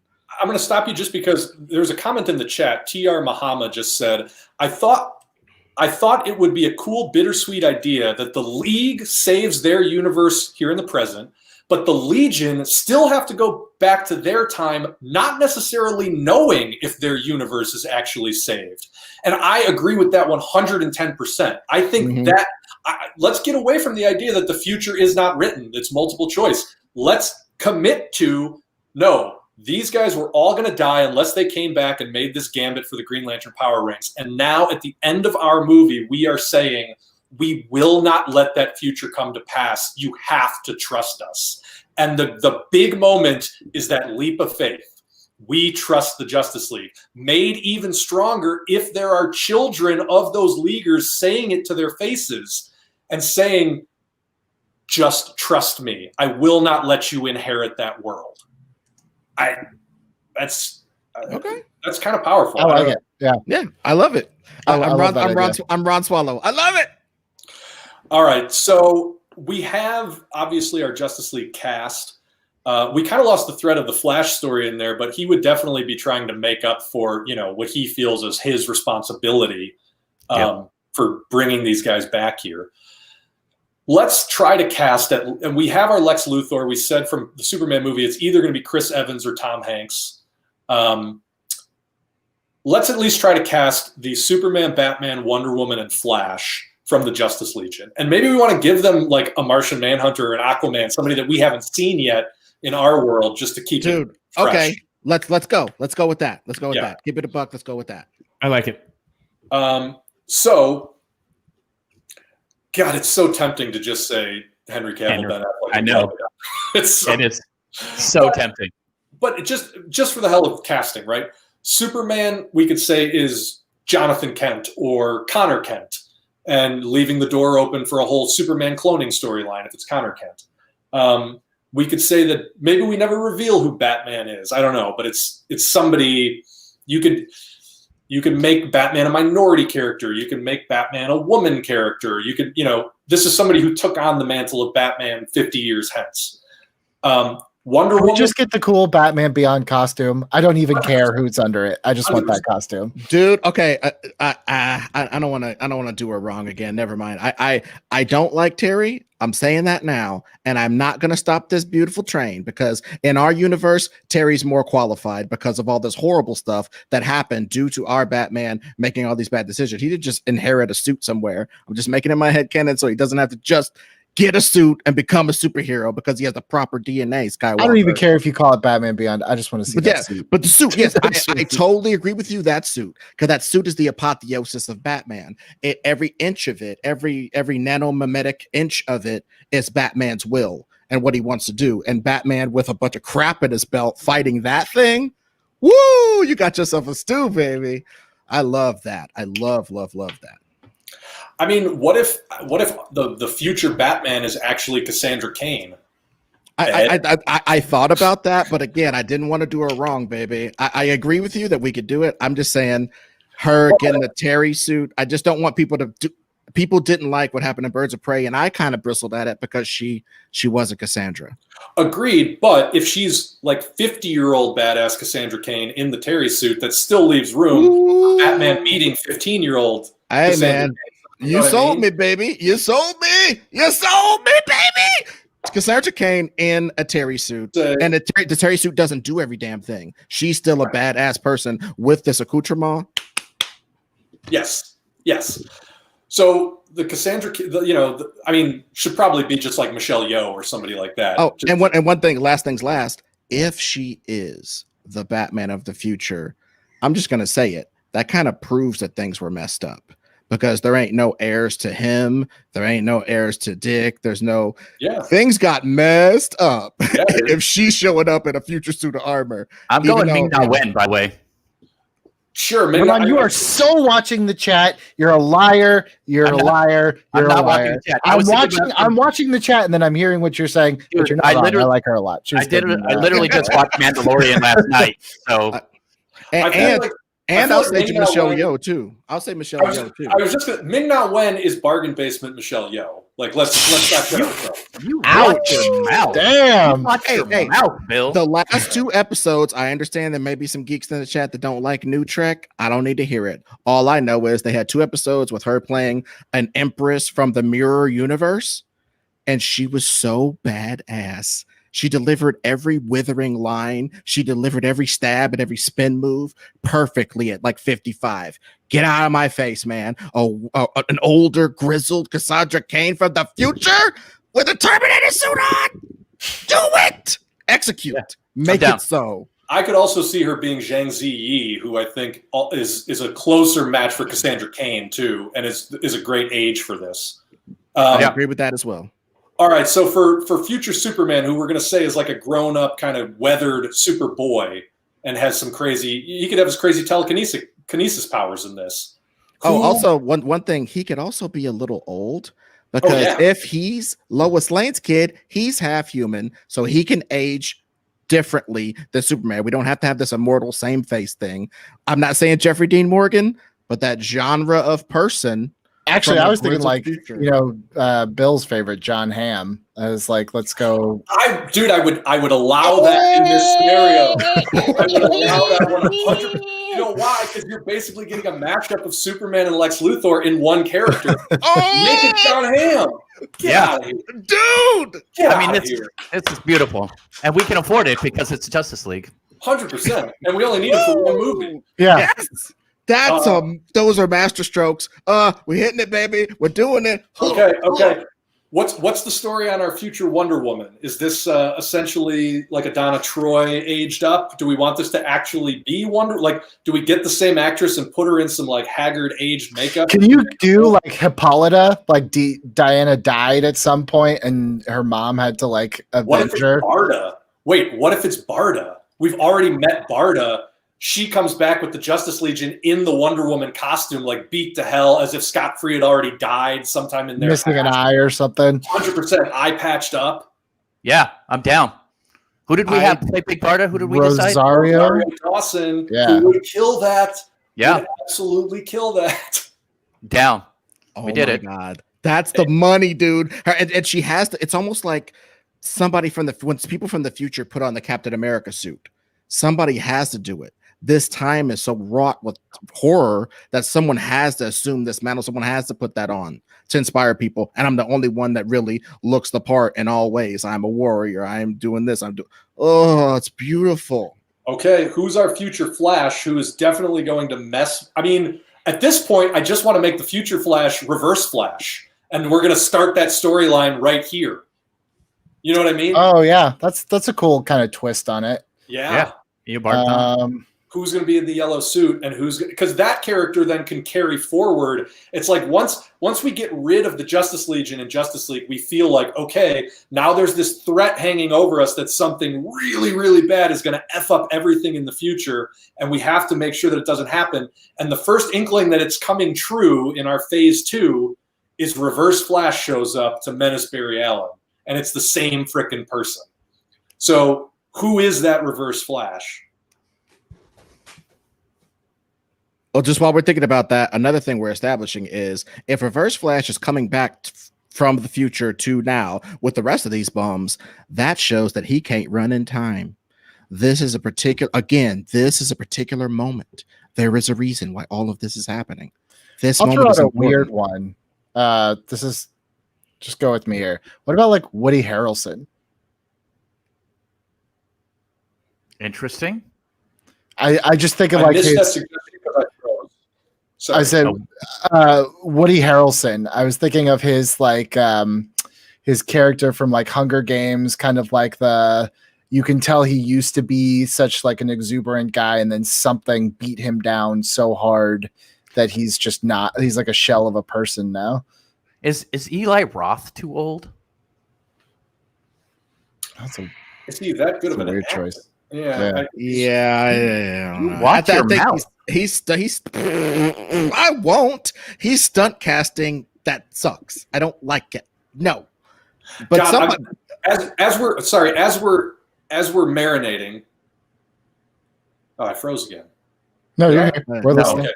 As we're marinating, I just am thinking about before Reverse Flash gets in the portal next to the cosmic treadmill to leave at the end, he shares a knowing look with Lex Luthor, who's there. And again, that's another member of the Legion of Doom, right? Reverse Flash, Sinestro, Luthor, Bizarro. If we can establish all of them in this movie, not as the Legion, but they're all in this movie to be threads picked up on for later, I'm so excited about it. Anyway, What about Michael C. Hall, the guy that played Dexter?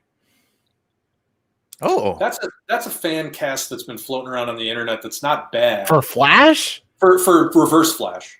Oh, I missed the memo on that. I'm trying to think of who we cast who could look like somewhat similar. Right. I mean, I love I don't know what are we making Reverse Flash? Are we committed to just making him some fanboy from the future? Because to me, if he's also an heir and we find that out towards the end, like this is our version of Bart or something, or some person who's actually in the family and he's all messed up like this and he's the Reverse Flash. I think that's great. Like looking ahead to what the Flash's sequels and stuff could be. The idea that like this could even be Wally. Like make it Wally West, and the Reverse Flash becomes. It's almost like he doesn't go back in time with them, or like he finds a way to stay in this time because he's basically like a fugitive from a future that no longer exists, and that becomes and then he could just be an evil version of a family member from down the line, which I think just writing the backstory in my head, but. Short answer is yes. He could be Wally or Bart, anyone from the family. What do you think, Billy? Sure. Yeah, I don't know. If it's Bart, well, shoot. If it's Bart or if it's Wally, that's a role for mixed race actor, biracial actor, because our Iris is black, is Kiersey Clemens. So just something to think about as we're talking about casting.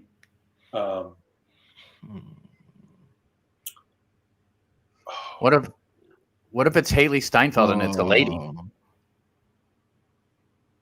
Well, Haley Steinfeld was second, and I forgot. I'm sorry. I'm forgetting. I'm thinking of somebody else. Yeah, I don't know. I think. Do we commit to male or female for the Reverse Flash? That's what I think. Reverse Flash should be male. That's my personal preference. I do too. What about Lakeith Stanfield? I know we've brought him up before. Yes. But again, as an evil Wally West, as an evil biracial Wally West. I want him to be in a room with Michael Ealy because I think Michael Ealy looks good. He's got those piercing like green eyes. He's handsome. He's obviously got a little mixing going on. I gotta look him up. Michael Ealy was the guy who played in the Almost Human. He played in. Oh yeah, no, he gets my vote. I like him better. Awesome. Yeah, I'm down. Yeah. A lot. And I like I him know better. he can act good enough to act like, dude, I'm not just some deranged dork. I'm from a future that's messed up. I got into mad trouble in there. He could communicate that. That guy is so much more than a pretty face. Just to not over talk it. Yep. I like that a lot. Well, I think we kind of did it, unless we want to cast a Sinestro. Anybody got anything off the top of the dome for Sinestro? Fassbender. it's such a shame that Green Lantern movie was made because Mark Strong was such a great Sinestro and just really had was. nowhere to go. Well, just keep in mind that he is a lawman. Give him a chance. But keep in mind this is, and again, I know this is one of my pet peeve story things, but Sinestro in the story must be the sheriff that you know is going to act a certain way. You call him in when there's asses to get kicked, and he comes in and he's got to be predictable as if we get this dumbass to come do this martial law crap around the place, he'll bring the power battery because he doesn't want to get caught off guard, blah, blah. And you just know this jerk, if you provoke him, he's going to come in and overdo the thing and do exactly what you need to have happen. I think that should be his personality. The sheriff gone wrong. Who's the guy who played the Punisher? Which one? Yeah, a lot of guys. The one in the Netflix one. John Bernthal? That's not terrible. What if we make Ron really happy and we go Jeffrey Dean Morgan for Sinestro? Yeah, let's do it. I'm having a hard time picturing it, but Okay, that's fair. I'm just throwing it out there. I'm just thinking of somebody as like, I'm a like that. That's sort of Negan's MO, right? Like I'm the law. Sure. Here, follow me. I could buy him as like Kilowog. Hmm. I mean, Fassbender is not. It's like the safe choice, but that doesn't mean it's the wrong choice. I don't remember who said it, but Ron threw that out there. yeah. Well, it's not that important for this movie anyway, and maybe we don't even make Sinestro part of this. Just my own pet thing that I was working on there. Guys, I think we're hitting the skids on this one. We're getting long in the tooth, but I'm going to say we've achieved reboots. We did it, guys. Let's just recap this a little bit. So wait, are we collectively directing this movie? Is that what I'm hearing? Oh, shoot. That's right. We do need to let me recap the story and the casting as you guys marinate on director, because I just want to make sure we're all on the same page. And of all things to be mega sized, dude, we spent 2 hours on damn Fantastic Four. This is much shorter than Fantastic Four. Right. So here's where we're at. Coming out of the Flash movie, Lex Luthor is obsessed with capturing the Flash because he believes that the Flash can be a power battery for a time machine. And so through some machinations that maybe involve seducing Barry Allen to his side, maybe involve creating something like Bizarro, he captures the Flash, gets him to run on our version of the Cosmic Treadmill, a portal opens, and the Justice Legion, a version of the Justice League from the far future, steps out and says, this timeline is screwed up. We are taking over to make things right. And they make short work of Superman, Batman, Wonder Woman as the Flash goes on the run again, thinking he just caused the apocalypse, and they take over the Earth. But in short order, the Earth is surrounded by a Green Lantern armada saying there has been a time breach. This is one of the most dangerous things that could possibly happen. We have anomalies running loose in our time. This, though, by the way, Batman is captured by the Justice Legion, and through some very tricky subterfuge-style interrogation, begins to glean some information. They're from this future. These terrible things that happen. They have a quest that's more about just restoring order on Earth. What is it? Meanwhile, Robin, Superman, and Wonder Woman track down the Flash just as they are all confronted by Kyle Rayner and Jon Stewart. And we get my tasty Denzel scene of going around the room. Oh, you think you know what's going on here? You really think you know what's going on? Lays it down for them. But little do they know, the Justice Legion is going after the power rings. And Batman shows up, or they go to spring Batman even, just in time to learn this, leading to a race across the universe and a giant battle on Oa, which we're seeing for the first time because it was never part of our Green Lantern pitch, to capture the power battery. During this battle, Superman learns that it's because they are trying to bring it back to their time when a great evil is about to wipe out the universe and it's their only hope. And rather than fight their way to a resolution, Superman says, we will not let that future happen. And the birth of the Justice League occurs in that moment when the dual Supermen stop the battle and the future Justice Legion says, we trust you to make this right. And with a note of ambivalence, go back through the portal to their own time with the hope, the trust that our Justice League has enough in them to change the future. And so we go out on this movie setting up a very interesting albatross hanging over our whole franchise. Will this horrible future come to pass? And we might not even know what it is yet. And we've got our cast from the original version of the DCEU playing those characters. And then we've got John Hamm as future Connor Kent. We've got Rosario Dawson taking up the mantle of Wonder Woman as Big Barda. We've got Zhang Ziyi, or an equivalent, playing the Cassandra Cain version of Batman in the Terry McGinnis suit. And we've got, who did we say as, Michael Ealy playing the Reverse Flash, but we don't quite get into what his entire relationship and backstory is with our Flash. Whew. But it works. Yeah, it really does. Who's directing it? That was a long road. I'm just going to throw out my two picks, and you'll probably reject them both, but I'll get them out. Martin McDonough, who did Seven Psychopaths, and he did In Bruges. Interesting. I really think that he could do. I think he's just on the cusp. He did Three Billboards, which was a smaller, more intimate story, but I think he's just waiting for that big project. But I think he can nail all the smaller moments within this big movie. Likewise, my other one, who I don't even know if he would do it, but is Alex Garland, who did Annihilation. He did Ex Machina. But man, if you gave him a big budget and these big characters, and he would do it. I mean, now in my opinion, we're talking like Nolan taking on Batman kind of territory. That's interesting. That's super interesting. I was going to throw out there Park Chan-wook, who is a super accomplished Korean director who needs a shot at a big budget US franchise because he is able to blend beautiful visuals with outstanding action with extremely satisfying pathos. And he needs a major Hollywood franchise. And I think that this could be the bonkers one that also, like, that little bit off kilter sensibility, like not quite mainstream American blockbuster filmmaking, could really help this because it is going to be a weird movie. Well, maybe it's recency bias, and I'm not talking about the most recent episode of Mando, even though Peyton Reed, I got to throw him in there just because I really think he gets it. I really think he gets a lot of pathos. That's all I'm going to say.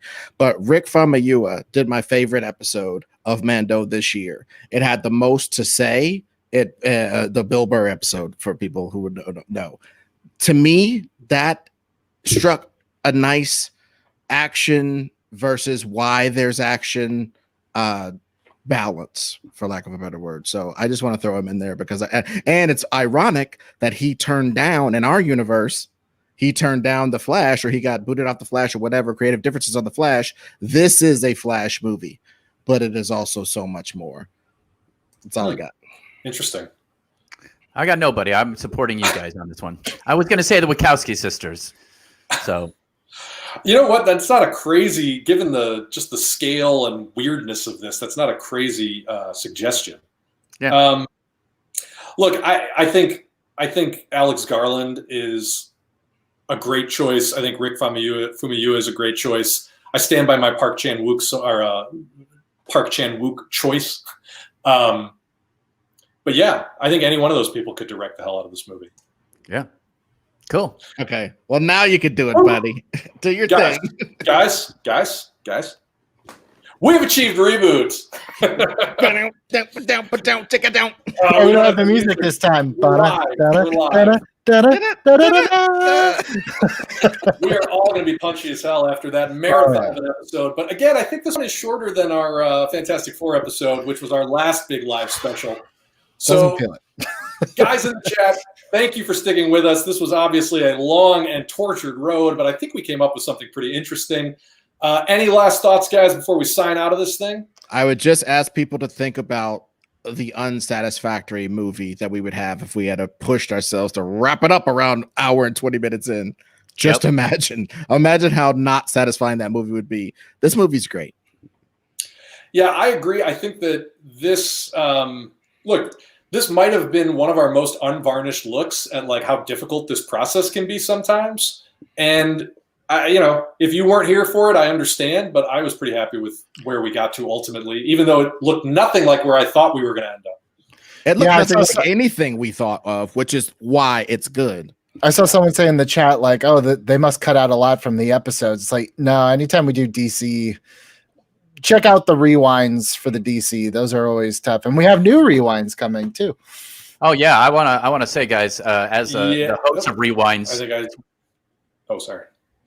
No, I was going to say, as the host of Rewinds, that's clearly we don't cut this shit out. Here it is. Yeah. I love the rewinds. I love talking about it. I love asking you guys questions and hearing your thoughts and discussing the comments that we get from people. So, well, and that's the last thing that we want to leave you guys with is if you haven't checked out Reboot Rewind is our official after show. We haven't talked a lot about what it really is, but if you've been there, you get it. If not, give us 2 minutes of your time. Reboot Rewind is where we go back and re-examine episodes that we've done. We look at the story again. We look at the casting again. We talk about some of the difficult behind-the-scenes conversations that happened. We talk about some difficult conversations that happened on air, revisiting some arguments that we've had. And we answer fan comments. So the comments that you leave on the YouTube videos, we actually pull out our favorites and go into big, deep dive discussions. It's all very unvarnished and unedited. And just in case, if you've never joined us for a rewind and you don't think it's for you, we put together a little teaser. So before we go, take a look at a taste of our upcoming Reboot Rewinds. After an exciting and I would almost say invigorating session of rebooting, we have achieved reboot.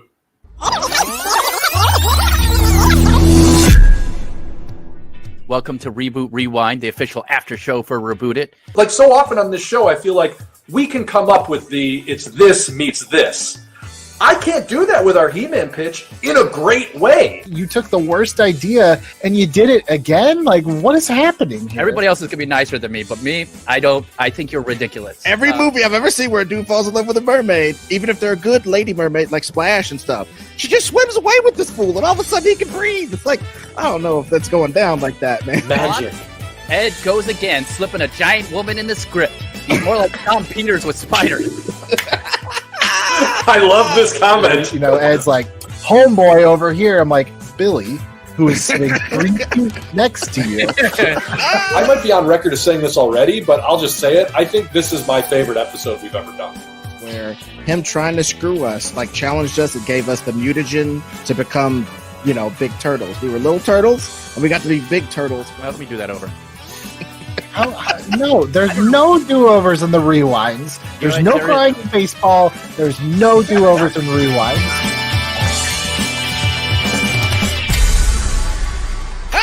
We are definitely cutting that.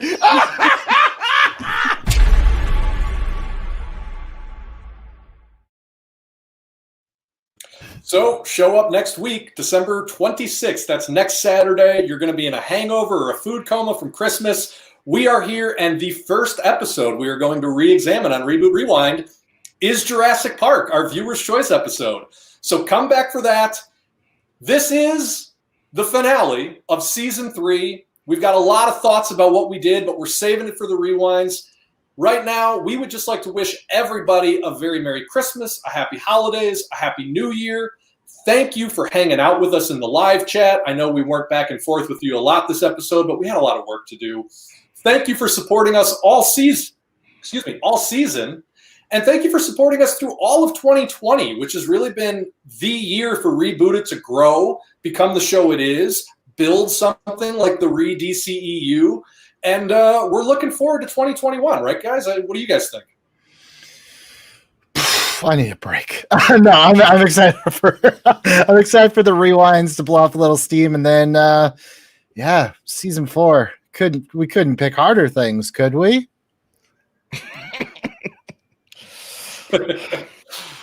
I hope we do. I echo Billy's sentiment in regards to, I definitely need a break from thinking this hard. But again, I'm sorry, dude. If we just decided to do your damn fan thing you got in your head, or if we just decided to stick to our guns of what we pitched all the time and make these super short and bite size for you, they wouldn't be as great as they are. So please appreciate the Coppola Scorsese-esque magnificence of some of these ones that are a little longer. That's all I got to say about that, buddies. I've got one thing to say, and that's that next year I will be recast by Tom Holland. Well, on that hopeful note, we leave you. We are at the end of season 3. We will see you for the rewind. Season 4 is coming, but we're going to take a little breaky break between now and then. So everybody be well. Enjoy the end of your year. And I crap. No, you're here. You're here. Okay. Finish it off. Let's go, please. 2021. Goodbye, everybody. That's Billy Business. That's Ron Swallow. That's Ed Greer. Good night.